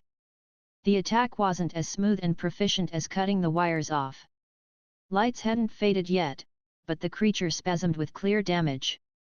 I drew out my weapon and swiped down at the defenseless enemy, beheading it. Now the lights finally went out, the entire head rolling off the limp body. Winterscar sprinted forward in the meantime, ducking under an attacking swing, multitasking all the while. Mid-slide, it hurled the knife in expert motion. The weapon flew with deadly accuracy, catching the fourth automaton right between its eyes. No time for the creature to dodge, dagger sinking deep into the skull. It reeled backwards from the impact, slumping to the ground. Darkness. The relic armor turned the slide into a full shoulder roll, jumping back onto its feet with unmatched agility. The move avoided the last opponent's effort for a clean stab. The machine screamed in fury, lashing out again with a wide haymaker this time. Its long arm flew on a collision course with the armor's helmet. Winterscar's left arm calmly snapped up, palm out, catching the terrible hit with a massive crunch. Shields flared, but the arm held it at bay, giving only a few inches despite the savage hit. The automaton paused in sheer incredulity, as if it couldn't process that the attack had been stopped. The relic armor's hands clenched down, the creature's own trapped hand ceramic armor split apart in cracks and dust clouds. A half-second later the metal parts of the machine followed, being bent and crushed. The automaton screeched in panic, trying to tug the broken hand away and finding it impossible. The relic armor's right hand reached back and then dove into the ribcage, grabbing something deep inside. Unlike that very first fight against the Screamers, this time it found the heart and yanked down with a brutal tug. Black wires snapped away, the relic armor's hand ripping the automaton's power cell straight out of the chassis. The enemy fell limp, rolling off to the side, all lights off. Winterscar remained standing in the darkness, a captured power cell held tight, snapped wires trailing from it. The helmet turned to me. KKKKHHH, father's voice cut through. Distorted, metallic and stuttering. The armor took a shuddering step forward, a hand reaching out to me. FFFRACTT tall LLSSSIINARRRRMMM. All movement stopped. Lights around the armor went dark. It collapsed onto the knees, arms falling down limply to the side, the machine power cell tumbling out of grip. An unbalanced second later, the rest of the armor fell to the floor. Nothing stirred except for the dust. I watched it like a hawk, uncertain of what I had heard or seen. Journey, what the gods was that? Unknown. It spoke. Was that him? A spark of hope flashed through my heart. An idea that father hadn't yet truly died. Speech impossible. Journey replied calmly. Predictive modeling engram applied to combat motion. No other data was input. It talked with his voice. Speech impossible. Journey repeated. You heard it. Am I going crazy? You must have heard that too. Did he really talk? Affirmative. Negative. No abnormality in user behavior or brain scan detected. Affirmative. Speech impossible. Fine. I needed to ask the source directly. Except the family armor remained completely silent on the ground. Even the HUD, the armor's icon, had been grayed out. Winterscar was out of commission, completely shut down. What happened to Winterscar? It collapsed. Low power automatic shutdown was initiated. Once all enemies were identified as destroyed, the hardwired low power shutdown command superseded all other overrides. That didn't make sense at all. We still had plenty of power. Even with the elevated use in combat, it should have lasted at least 2 more hours. How much was it using? It had roughly 5 hours left in the tank, if I remember right. Did the power usage spike up past 5 hours? Was 300 minutes. In less than 5 minutes, the suit had consumed all 300-ish minutes of power it had. That was an over 6,000% increase in power consumption. Journey, where did all of that power go? Actually, scratch that. Tell me step by step what happened. Go into details. Gods, is he still inside there somehow? Did I bring him back, or a version of him back, from the dead? Combat suit Winterscar's logs reported successful engram creation. 174 microseconds later, a security breach was detected. Power draw by the engram increased by 6,312% for 7 seconds by an unknown entity. Subsequent systems were corrupted and engaged without direct command. Journey said. Winterscar's countermeasure suite was unable to defend against the intrusion. An emergency shutdown was attempted. Command was overridden. By who? The system hack? Where did it come from? Unknown entity overrode the command. Affirmative. System logs register security breach originated from the newly generated predictive modeling engram. Was it him? Assuming him as user, Winterscar, 10 cent. Answer unknown. Predictive model engrams do not operate in this manner. Security breach expected to have misled countermeasure tracking conclusion. So Journey didn't believe the engram had been the source, rather whatever was taking over Winterscar had confused the system into believing it came from the engram. That wasn't what I thought was going on. Especially with all the occult light coming off the armor. More likely, the reality might have been impossible to Journey, so it had tossed that conclusion out wholesale. I think what was happening was beyond the armor's understanding. It said speech was impossible. And yet that was my father, speaking. What exactly is a predictive model? I needed to understand more about what's under the hood here. I'd only learned the surface level. An algorithm designed to study a set of data, and generate predictions on future motion from current events. In this case, the data set was 10 cent Winterscar's motion data in all situations. Okay. So the engram was made purely from motion capture data. Negative. Situational awareness data was also included, as that data is directly relevant to motion choice. Any voice data on how he spoke? Negative. No audio data was transcribed into the completed model. Well, it had spoken. If the predictive modeling engram literally didn't contain a single shred of father's audio data, then it really could not have been the prediction model itself that had come to life like that. I see why Journey was so adamant that speech wasn't possible.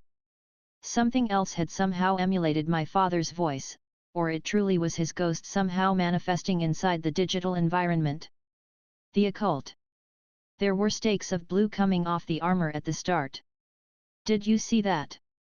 Affirmative. Journey said. Any idea what that was? Journey quickly dashed my hopes. Negative. Come to think of it, I hadn't yet heard anything from the armor about that topic. Do you know anything about the occult? I'd seen glowing inscriptions inside the relic armors already, all glowing that sickly occult blue. The armors must have some parts of the occult built in. Occult. Noun. Supernatural, mystical, or magical beliefs, practices, or phenomena. Hat. It clearly didn't know what the occult was. Maybe some of its subsystems are as abstracted from the armor's full control as the beating of my heart is to my mind. The body simply knows how to repair a cut, the same might be applied to relic armors. What about that pulse at the start? As if reality had been bent.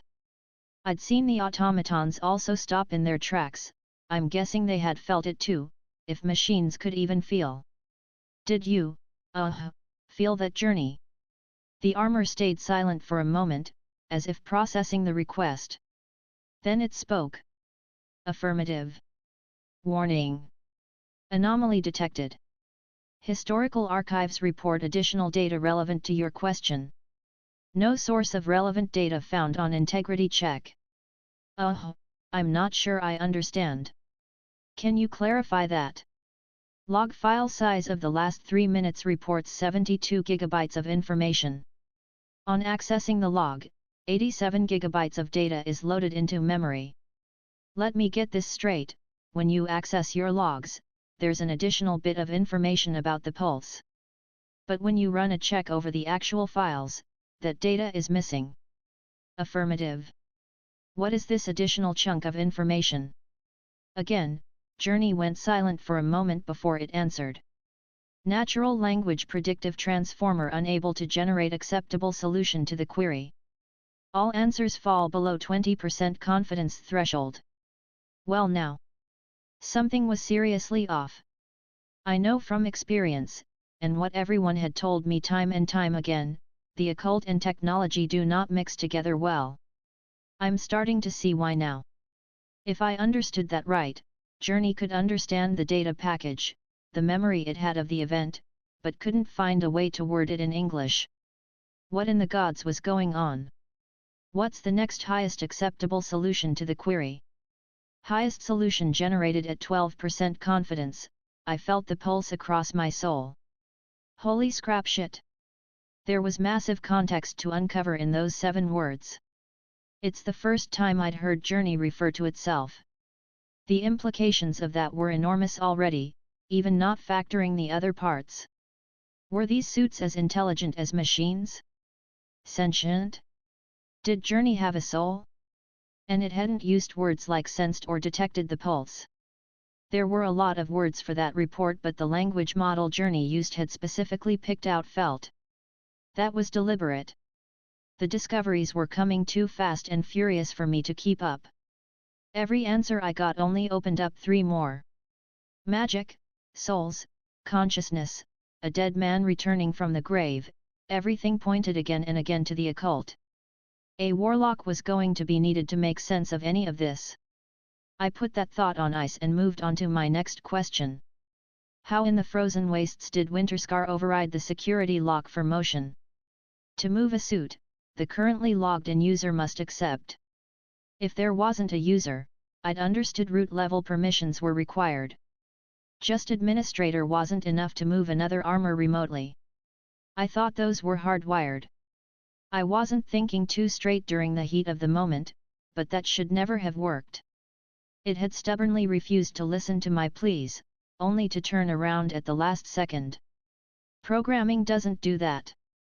If it had already decided not to unlock the engram in the first place, no amount of begging would have changed that fact. Security locks are active if a user is currently logged in. Security locks are active if the armor has no current occupying user. Journey answered. That didn't seem helpful until I spotted the hole in the logic. There weren't any rules in place for a non-living user technically occupying the suit. Affirmative. This logic is undefined and rated low on the original intention of the wording. Winterscar reports it had detected this logic exploit as a viable means of continuing main objective, given certain conditions. It manually reset all systems and selected you as the source of intention on reboot, as you possess administrator rights. It then calculated that had you defined these rules in the immediate moment, the highest percentage match would include this logical ambiguity, intentionally. Winterscar had looked over the rulebook when I'd begged for help. And then it had squinted. Really, really hard. That both awed me and troubled me. These armors were way more than they seemed. Here, it had tried to accomplish every bit of creative weaseling in order to help. I don't think I've figured out even half of what they truly are. I shifted gears to what the ghost of my father had told me. The last words. If that was really my father speaking to me from the grave, what he had said must be important. The words played through my mouth. Journey, do you have a recording of Winterscar's words? Journey confirmed it did, and then replayed the audio file. His speech had been garbled up, hard to make sense with the stuttering and distortion. It had to be something similar, adjacent. Talon arm? Talon's arm? I played the recording again and again, trying to make sense of it. The frack part of it threw me off. What if it hadn't been an F but instead another letter? Hack? Hack Talon's arm? Track? Track Talon's arm? That could be it. The arm might have been a word cut in half. Army? Armament? Armory? Armor? If I assumed the F was intended, then it could be fractals in armor. The rest of the arm starting words didn't quite make as much sense. Too many options. Fractals in armor made some sense. The only armor he could be referring to were the relic armors. Or to track something belonging to Talon. But what the scrap did that mean? Journey, what's the best idea on what the words meant, all put together? Give me your top 3 ideas. Compiling. Fractals in armor noted at 61% confidence. Fake it all in arm at 32% confidence. Track Talon's arm at 30%. I shook my head free of thoughts. One thing at a time. There was a laundry list of tasks to do, majority of those are asking questions about what the fuck just happened. First things first. Winterscar to search party. I pinged the comms. There were reports and paperwork to fill out about my grossly overstated death. Kedra answered it, frantic. Keith. Hold on, we're almost there. Whoa, everything's fine and under control now, you can relax.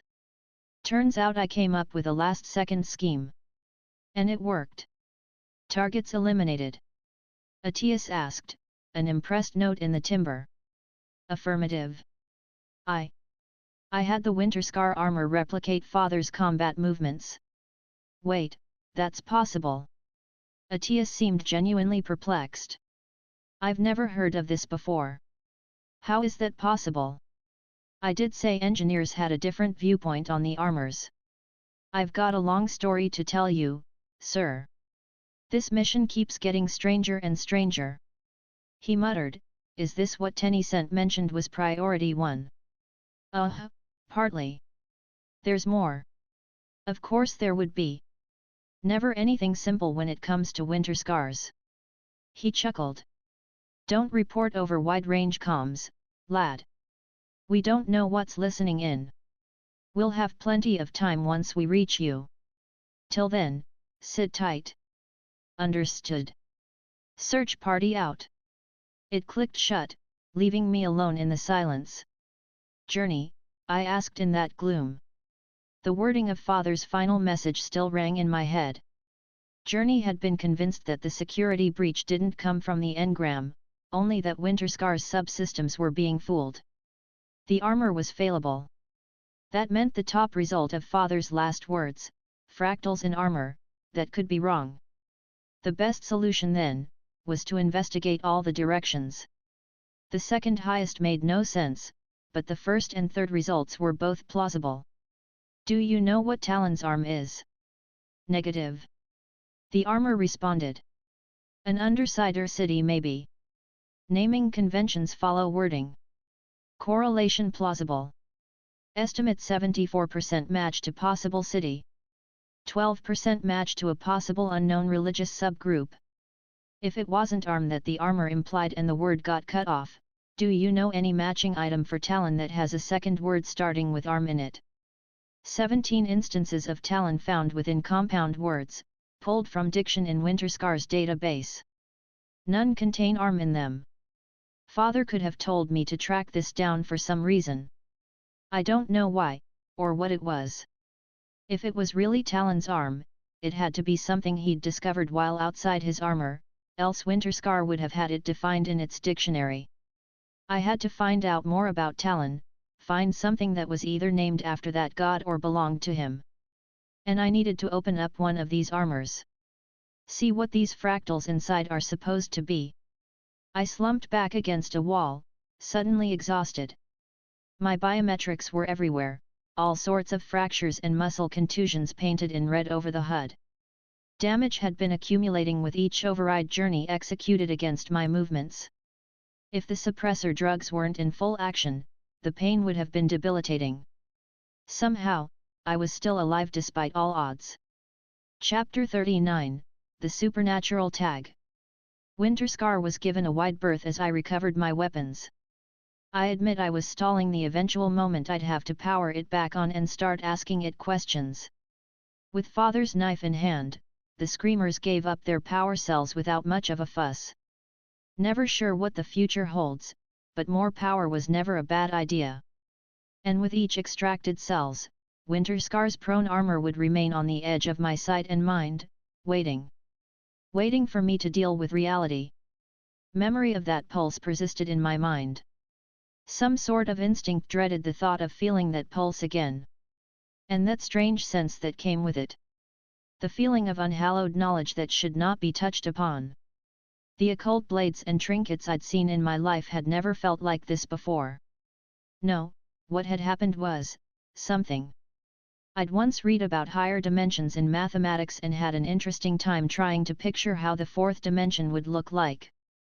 If you cut a three-dimensional object into a slice, what would appear on the slice would be what could be seen by a two-dimensional viewer. The next dimension up imagined that a three-dimensional object as a slice from a fourth-dimensional one. The thought experiment blurred my mind a bit, where at some points I felt I had it and at others, the concept would bleed away in my mind like melting snow. Feeling for that soul sense was exactly like that. I knew and remembered how it had felt, a sort of connection to reality itself that I hadn't noticed or known about before. Except it went beyond a biological sense. More as if consciousness and sentience itself were somehow acknowledged by the universe the same way matter was. And yet getting a figurative hand on that sense was slippery, as if for some moments I'd be able to comprehend it and at others it would slip by and only remain as a memory. The difference between feeling actual pain and reading a note about pain. Not the same thing, not even in the same league. The concept of pain was there, but the actual feeling was difficult to recall in perfect lucid detail. I wondered if Journey was suffering the same effects, only the digital version of it. If that was even possible. Was that why his logs had an extra bit of information appear when it was loaded, but disappear when not opened up? With the last cell in hand, I made my way back to Winterscar, reluctantly. A lingering sense of terror remained behind, making each step in that armor's direction a deliberate choice. The dead armor remained prone on the ground, unmoving. No sign of life. I steeled my nerves and kneeled down next to it, one hand reaching down and resting on the chest plate.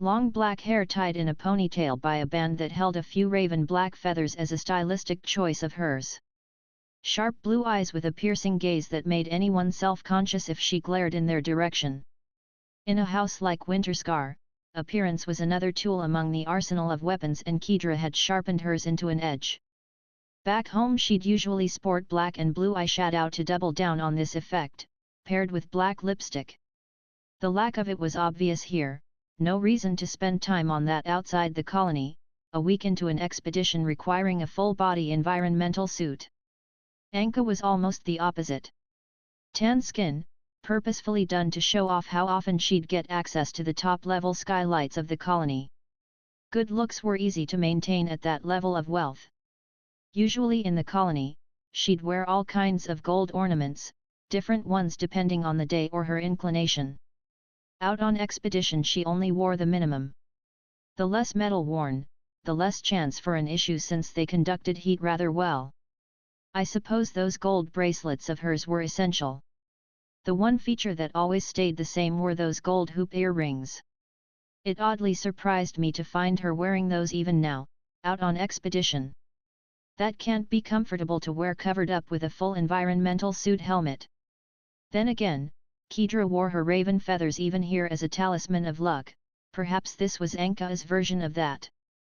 Did they have some sort of significance to her? Callum was the same as usual. Stern face that fit a massive build he had under that environmental suit. Your typical meathead, and he fully committed to that role. Even his throat looked filled with muscles. People would miss it, but his brown eyes had a twinkle of sly intelligence. I'd underestimated that man once in the long past. Not a mistake I'd make again. All three of them seemed on edge as I walked out. Until the moment where I reached up and unhooked my helmet, leaving my face exposed in the cold air. Of their three faces, Kedra's was the one to light up. She broke ranks and rushed out to me, wrapping a hug I couldn't feel through the armor. I believed you were dead, she said. Well, given my track record, I'd also bet on finding me laying face down somewhere down here too. I returned the hug, patting her back all the while. No offense taken. She broke away, scowling, then slapped the side of my shoulder. Journey didn't bother with a shield. Even a bullet wasn't enough for the relic armor to use up shields, let alone a slap from a gloved hand. Atias and the others shortly drew up to me before I could trade another set of words with my sister. The Lord stepped closer, and Kedra backed away, almost on instinct. The clan lord had a completely distinct presence up close. He towered over me, a full head and hand above. His armor's helmet had been secured on the side of the shoulder, a half-plate that left the back of his head mostly exposed. I'd heard Deathless using helmets like these. Just enough plate to trigger the shields and heads-up displays, worn more like crowns than proper equipment, though it still covered the full face. Given how easily armor down here was punctured without a shield, I could see why the shields were the important detail. His armored hand patted the old Crusader armor's other shoulder, as if examining for himself that reality of it. Taking a critical look over the light gold ornaments that still remained intact. "I'll be damned," he said, that deep gravel of a smoker's voice of his, grinding out each word. I knew Tennycent wouldn't lie about something like this. Still needed to see it with my own eyes. Wear this with pride, little whelp. Its last owner had clearly been among the elite, a crusader from the looks of it. Large footsteps to fill. I nodded back, matching his gaze. Her name was Cathida. I don't know anything else about her other than what she'd named this armor. It's damn good to see you all. He grinned back. We're all ready to climb down into hell itself to rescue our own. We're knights. This is what we do. The others behind him nodded solemnly at that. This was the closest I've ever been to the clan lord.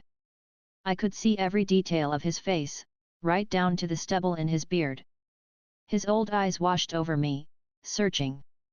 Now, show me his body, lad. There's some circumstances around his armor and death. I said. We need to talk about that. Using the armor to emulate Tennycent? I've had that on my mind since you let me know. What sort of necromancy have you been up to, little Winterscar? Tell me it all. I pointed at the inside of the room, where the armor still lay. Long story. I'll try to give you the abridged version. He nodded, then waved to the group. Set up camp, everyone.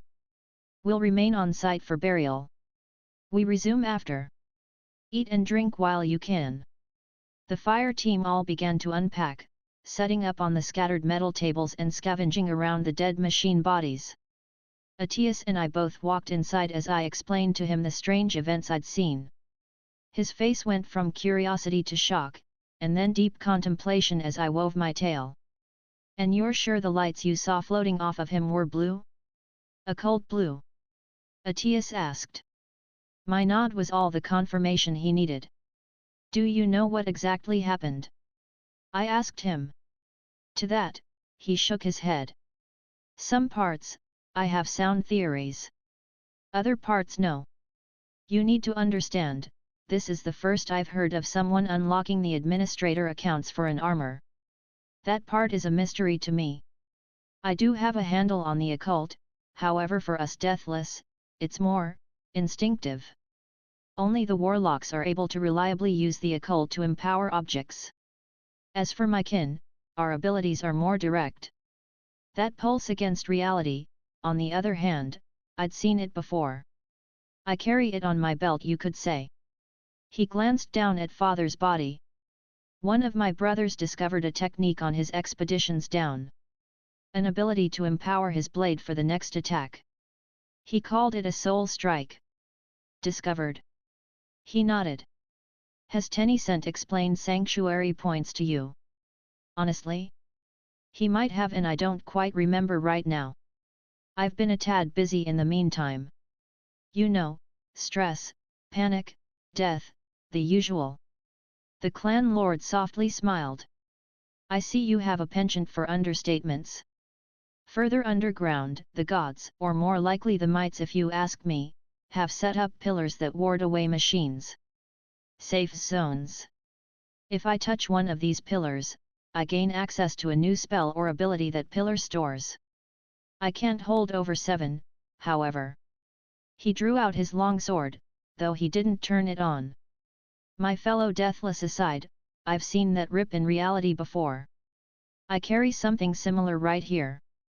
The ornate hilt looked both simple and elegant at the same time as he examined it. The weapon itself was a clear long sword, slightly broader than my own.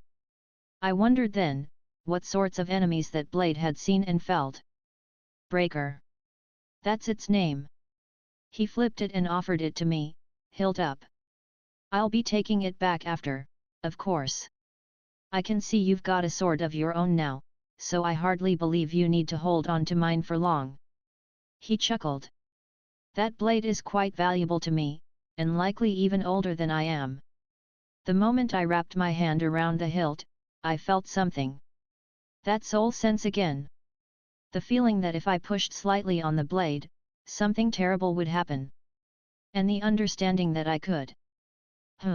Did you by chance feel something? Atius asked, watching me carefully. I nodded. Yes, my lord. I sense that I can trigger it in some way. I don't know what it would do if I did. The deathless nodded. Seems exposure to the soul pulse made you attuned in some way. I don't know if that ability will remain permanently etched inside you, or if it's only temporary. Oh, and don't trigger the blade. The power is old and fraying inside. I fear I can only use it a few more times before the enchantment breaks for good. Time really does break down everything. Looking over the blade more critically, the only thing different besides the ornate hilt was soft engravings on the inner side of the sword blade, wording in a strange language. The letters were recognizable, albeit with odd lines. The structure however was complete gibberish. Cum liter divisinus dle quid adversarium meum colligit. That writing on your sword, I said, passing the old blade back. Do you know what it means? He raised the weapon, light catching on the edge. I would be a rather poor owner if after all these years I hadn't already figured out what that writing meant. It's an old imperial language called Latin. Not used as an actual language, rather imperials use it decoratively on the grander items and scrolls they own, as part of their culture. If I remember right, it translates as such: with the letter of division, I destroy that which unites my enemy. Makes more sense why the sword is named as it is. Sounds imperial all right. Any idea what it actually means? He shrugged. I have suspicions. It was a gift, one from a very powerful and rather. He hummed, thinking over his words. Let's say reclusive order of imperials. As for the meaning, the forge smith likely left it intentionally vague to give the wielder room for their own interpretation. They can be dramatic like so, imperials. Fair's fair, they think we're the weird ones with all of our songs. I gave him a what can you do shrug. The most common gripe pilgrims had with us surface dwellers was the sheer amount of songs we had. To them, it must have looked like we had a song for everything. They weren't wrong. I suppose you have a point. Human culture is vast. He shook his head, keeping the blade out. Did they know about that, aura the sword has?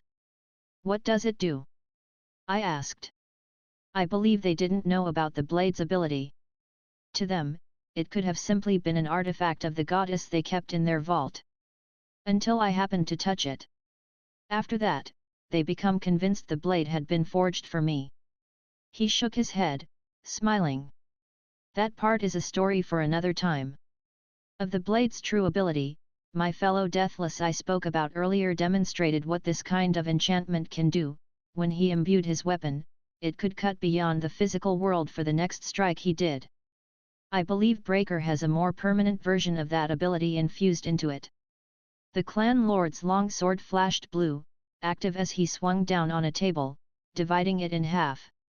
The ability, however, has very niche uses. See, had I used the sword's capacity just now, it would have done and felt the same as this cut. You wouldn't have felt anything. So the result on the surface would be no different. Despite that, my friend kept his ability, even if it took up one of his 7 slots. There was one exception where the technique was worthwhile. He turned to look me in the eye. I don't know why most machines don't carry over their memories after death. I would have expected them to learn and remember past fights in order to improve. Instead, none of them do. Experience is only gained within their current lifespan. But, just as humanity has deathless, the machines have their own champions. We call them feathers. They appear humanoid, although each has its own unique flair to distinguish itself. Humanoid. Just how humanoid are they? I glanced up to meet Atias's eyes, connecting dots together in strange ways. Were the deathless? No, that couldn't be. Could it? How humanoid are we talking about? Are they able to appear indistinguishable from humans? At that the clan lord laughed. I see where your head is going, lad. No, they have no intentions of hiding among humans. When you see a feather, you'll know. Only parts of them look human. As for the deathless, I have my own theories. But us being rogue machines or sleeping agents are some that I've long ago disproved. And I have had a long time to ponder the depths of my own life, with a long list of books and knowledge I've used to draw my conclusions. Economics, logistics, polemology, even philosophy. He unhooked his left gauntlet, exposing his hands. Then he drew his blade and made a large cut across the forearm.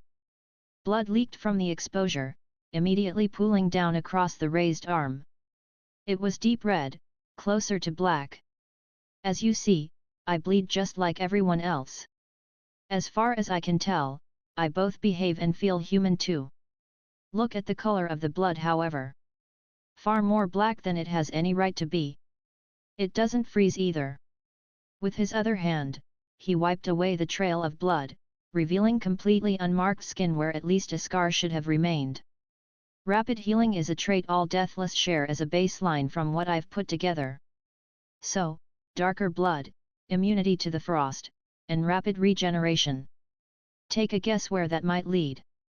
There was only one thing I knew that could fix itself, wasn't hampered by climate, and had a black coloring. You've got an armor spirit mixed inside your blood.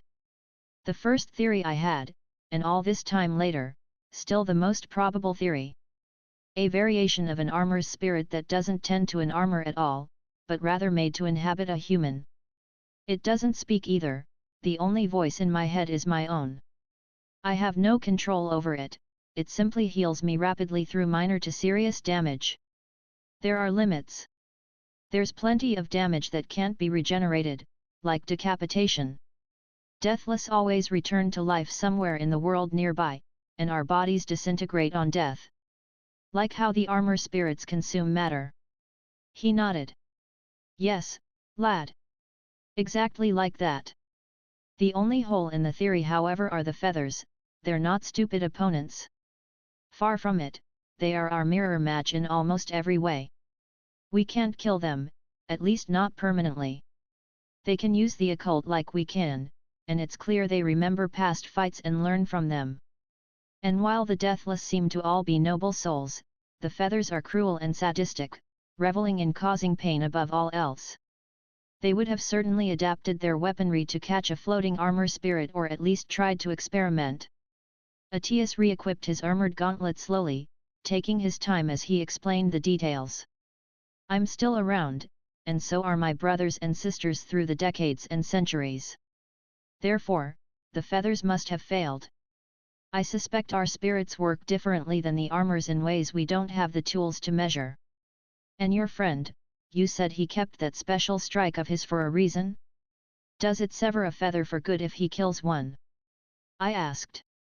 He shook his head at that, chuckling. Were it be so? No, if killed by the strike, the feathers still return at some point, but a year or more later, not hours. Which is useful enough to hold on to. Feathers are not the strongest opponents the machines can field against us, they are, however, the most dangerous in my opinion. Taking one out for years is an excellent trade. From what he'd learned, the strike must have ripped through something important to them. When he struck, it felt as if reality had bent at the edge of that blade, much like what you described happened with your old man. The same happens with my own blade, of the few times I saw fit to make use of its capabilities. Gauntlet secured, he turned his gaze to the sliced table, pointing at it. It only works on living foes. Inanimate objects like this table wouldn't have that pulse. Had I struck down a rat with my sword truly powered, however, you would have felt it. Which begs the question, at what point does a machine stop counting as an inanimate object? A question my brother-in-arms didn't know the answer to. And one I do not either. He knelt by father's body next, hand outstretched to the chest plate.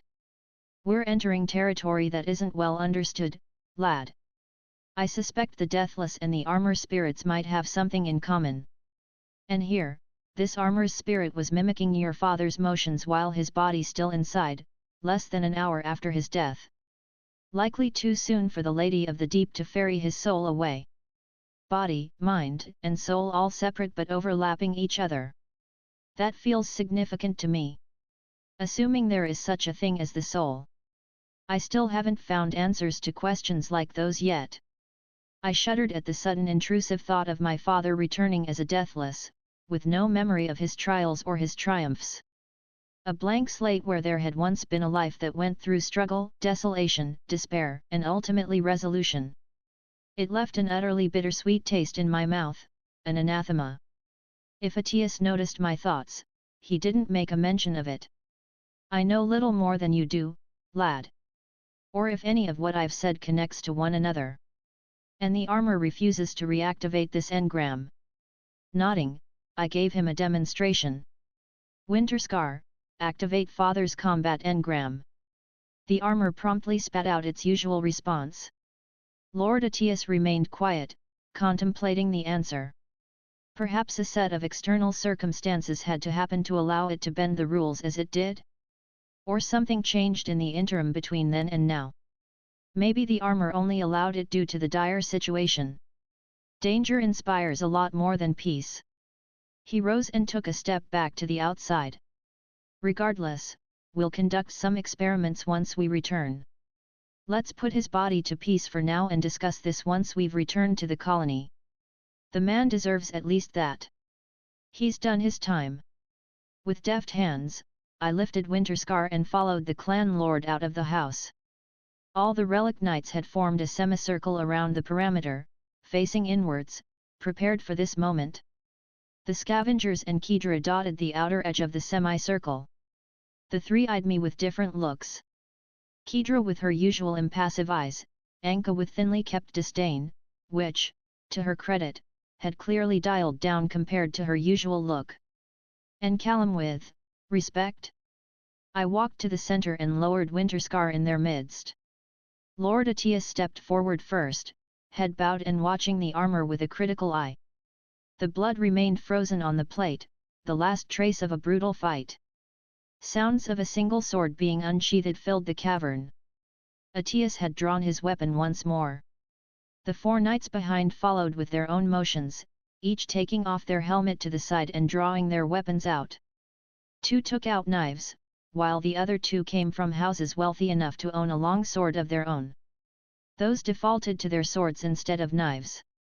In this ring of blades, they had left a gap. A gap for one more knight. I walked over and took my place among them, turning and drawing out Cathida's long sword. Now my own blade. I'd have to inspect it further to see if she had named it. As one, we lifted our blades, extended out to Father's limp body. Only Atias kept his blade to the ground as he stepped forward and spoke. I've seen very few people turn their life around like Tennyson managed. He said to the assembled group. He found himself at the bottom of a pit that claimed countless others before him. And he dug his way out, by claw and by teeth.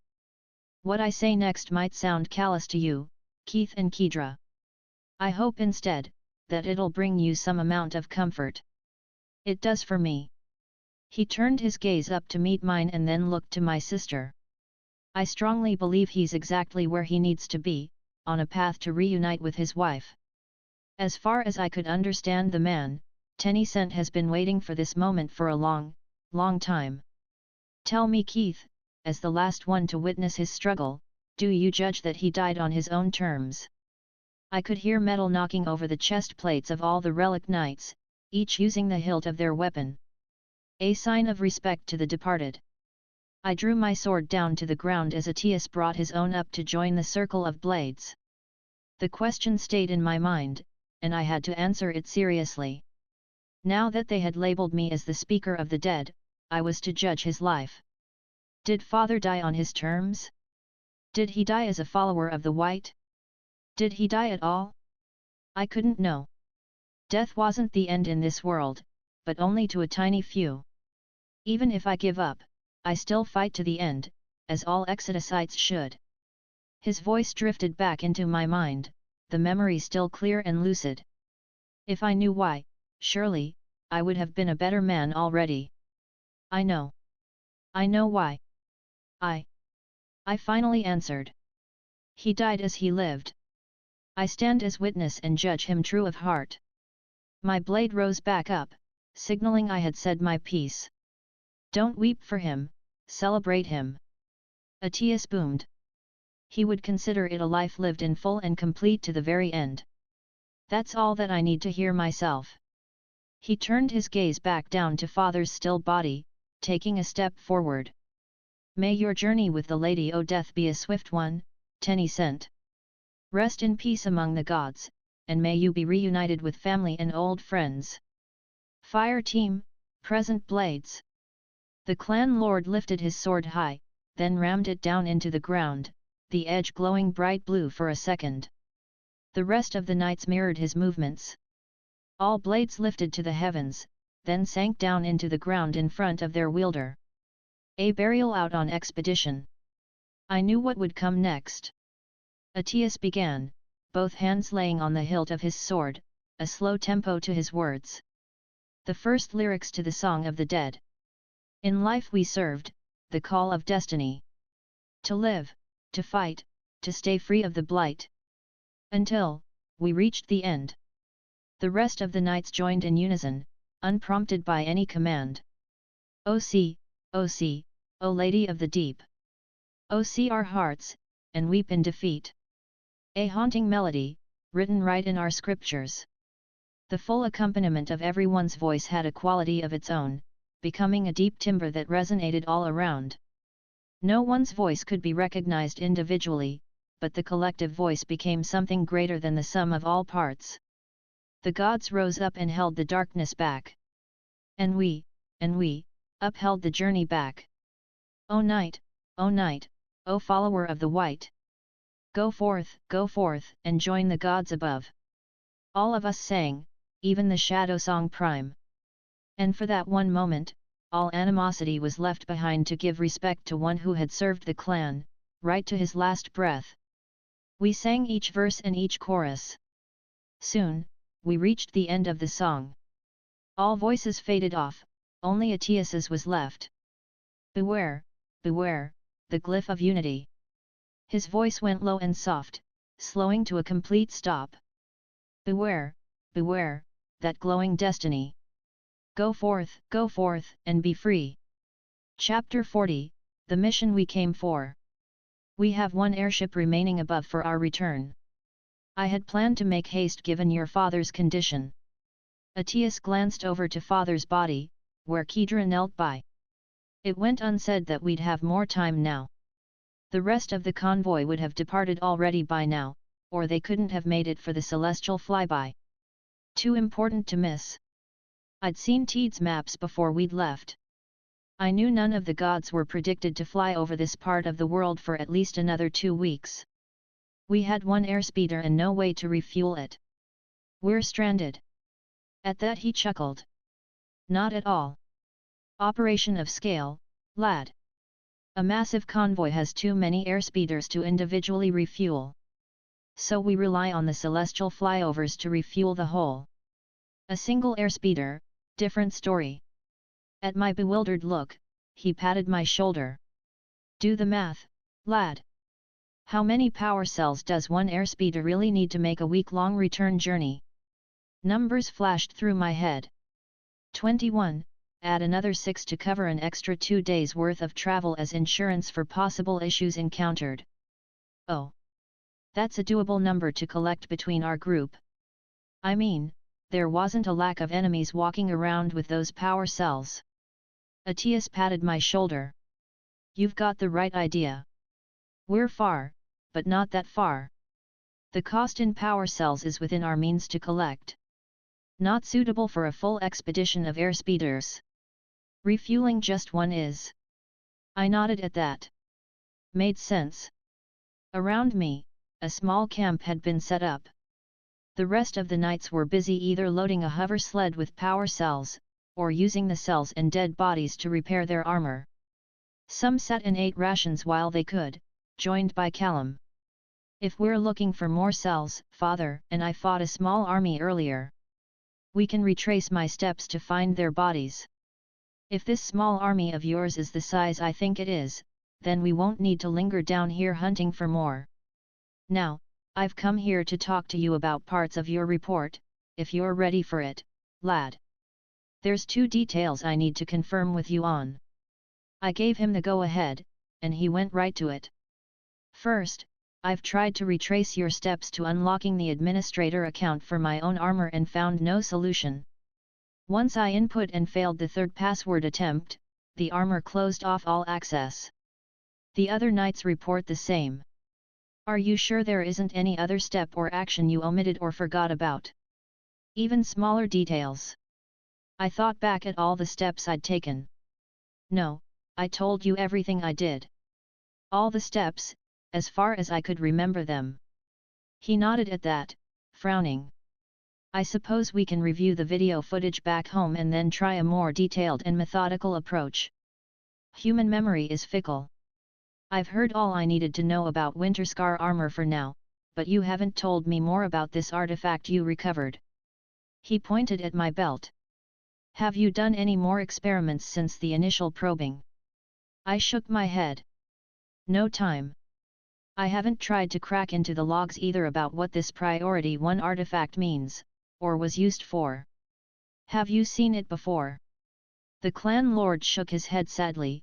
I've seen a lot in my lifetime, and there's always something new around the corner.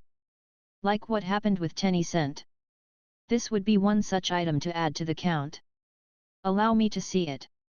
I handed Cathada's last memento and he took it from my hands with reverence. Bringing it up to head level, he turned the brick around in his hands, touching different sides. Not from the 3rd or 4th era. He held it on the flat of his palm, watching it. Nothing from the occult either. This is pure technology.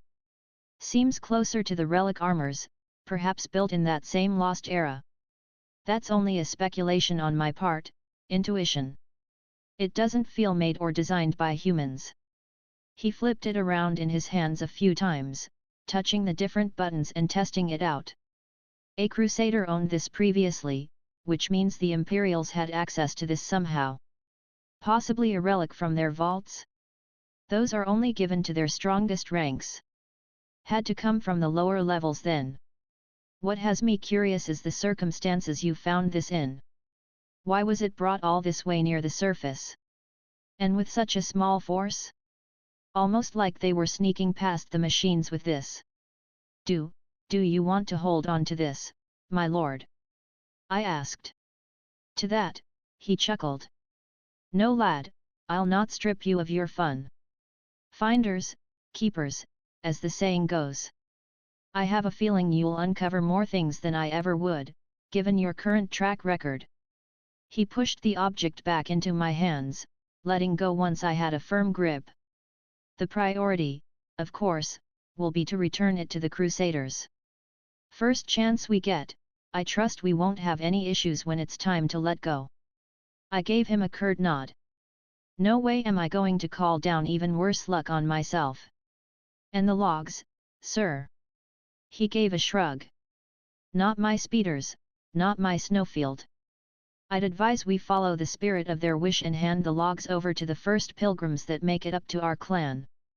Preferably a priest, out of courtesy. They'll take it from there. Am I clear? Perfectly, my lord. I answered. Then we're done here, for now. He turned his head to watch Kedra from the sidelines. She'd remained by father's side. Quietly watching over him. Preparing. Atius gave me a soft push.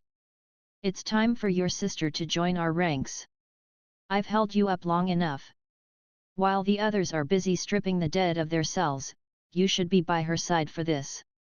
With a sheepish nod, the brick was put back on its place by my belt and I made my way over to her. I could see her face was impassive, blank, as she kneeled over the body. Normally, she'd have been donning this armor back in the quiet safety of our house manor, well within our territory. Ration bar for your thoughts? I asked. She smiled, a soft sad thing. I hope that isn't simple lip service because I will be holding you to that, my dear brother. Strawberry.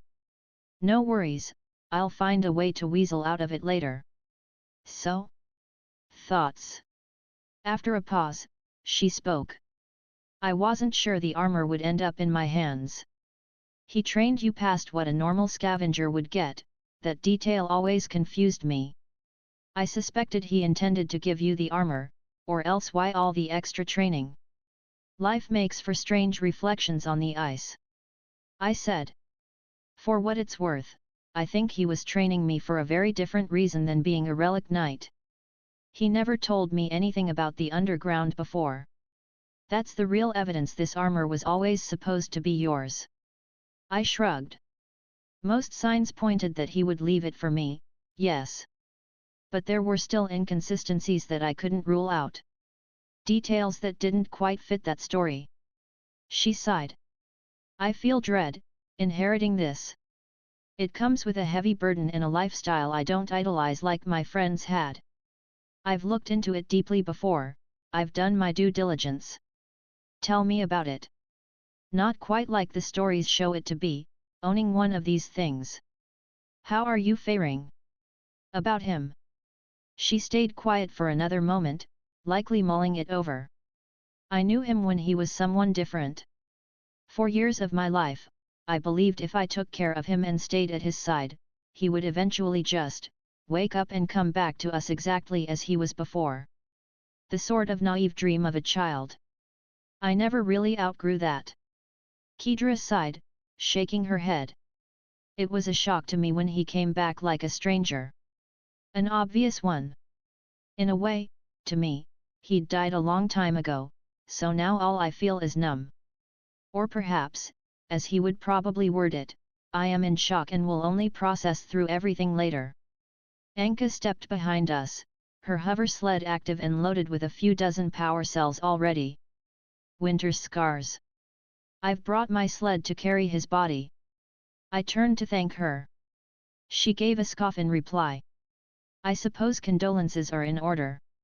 I didn't care for the man, though I respected his combat ability. Your father might have bested my own to be the first blade of the clan lord, but once I've earned my armor you can be sure history will not repeat. That honor will return to House Shadow Song, where it belongs.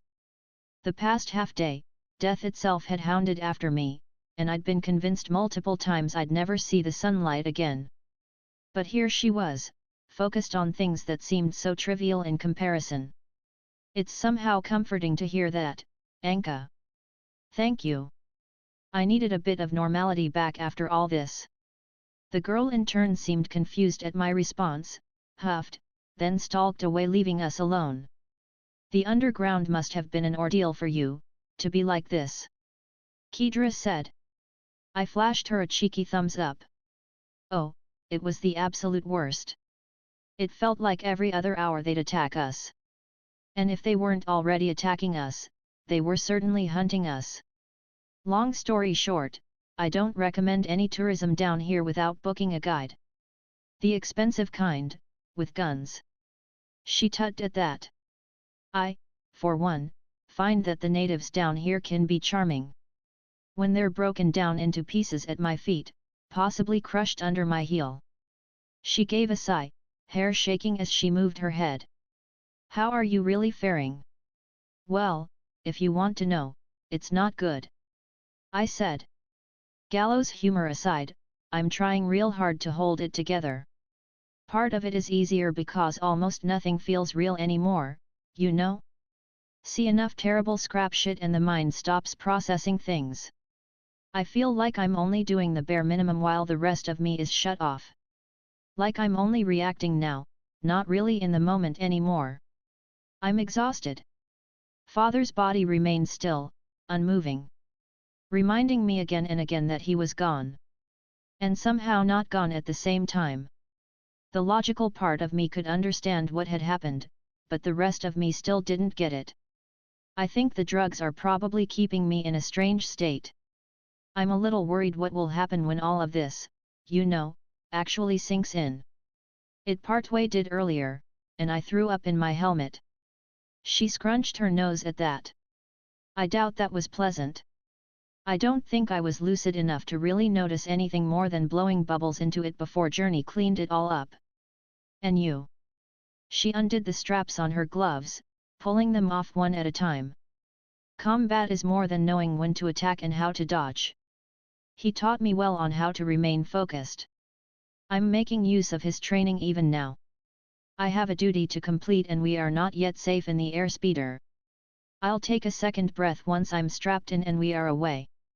Winterscar's helmet seal hissed open as she drew her fingers near, as if the armor had recognized another Winterscar and judged her worthy. In a way, the armor had known Kedra already. It had watched as father had trained her, day in and day out. It knew her capabilities just as well as she did. Thank you, father. She whispered, hands holding the sides of his helmet. I will carry the armor now, for our house. For our clan. And for your memory. The helmet was pulled off. There was no final smile to see. Instead, the armor was hollow, empty. His body was gone. I took a step back, stumbling.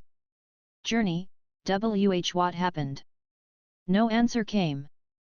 I hadn't been wearing my helmet. Kedra continued to look at the armor, perplexed. Parts of it broke apart in front of her, following procedure to be equipped by a new user. Every part that tumbled on the ground revealed nothing within the armor. No bones, no body. Only the frozen blood that rimed the outside of the armor had remained. My sister glanced up at me, confusion visible in her normally impassive face. The only conclusion possible reared up in my head. Winterscar had consumed his body. There were circumstances near the end. I said. I'm sorry, all the events are happening too quickly. I explained it to Atias in private, but... She nodded. I take it the armor has taken him for repairs? I suppose that is as fitting a burial as they come. If she were troubled at the thought, it didn't show. Instead, she stood up and began to strip her environmental suit off, taking it all in stride. I walked behind, picking up the chest plate of Winterscar. Still stunned and not quite sure what to think. No. The armor had already been fixed at that time. It didn't need to. Look, there's some things you really need to know about this armor. You might want to hold off before you don it. Atias's words rang heavy in my head. That armor had held his body, mind, and soul all overlapped. Perhaps it had been even deeper than just that. If Winterscar had subsumed his body, what had it done with his soul? The Lady of the Deep collects all souls in the world, shortly after they die. She was the personification of death itself, more a force of nature as it was said in the songs. Could a relic armor hold to a soul despite that? If he remained, the armor had made no sign of it, behaving exactly as it should. It was more and more troubling. I feel I should be freaking out a lot more than I currently am. Were those drugs still affecting my thoughts? While I'd been having a silent breakdown inside my head, Kedra had continued on with the preparations, stripping off the environmental suit. Knights would wear a more skin-tight black mesh under their armor. Scavengers like us usually wore whatever we felt was most comfortable. She'd been wearing a simple leggings and overshirt combo in this case. Normally she enjoyed wearing the kimono styles while in the colony, that's practically all she liked to wear. As Teed would put it, Kedra liked to sign her name in glitter, and nobody except a mission would stand in her way. But expeditions demanded practicalities, and a dress wasn't practical to wear under an environmental suit. She liked what she liked, but she also liked to be practical. I'll hear you out, she said as she worked. However, as you know, the reality of the situation does not grant us any luxuries. We can't afford to waste a relic armor down here. Still, she had to know what she was getting herself into, both figuratively and literally. I tried to explain in more detail exactly what was going on, pushing my groggy mind to bring out all the details, although I had a strong feeling she'd wear the armor even if a demon from the underground outright possessed it. And if I'm honest, I think she'd have the demon terrified of her within the hour. Regardless of what happened to Father, the mission remains, she simply said after I told her everything I knew.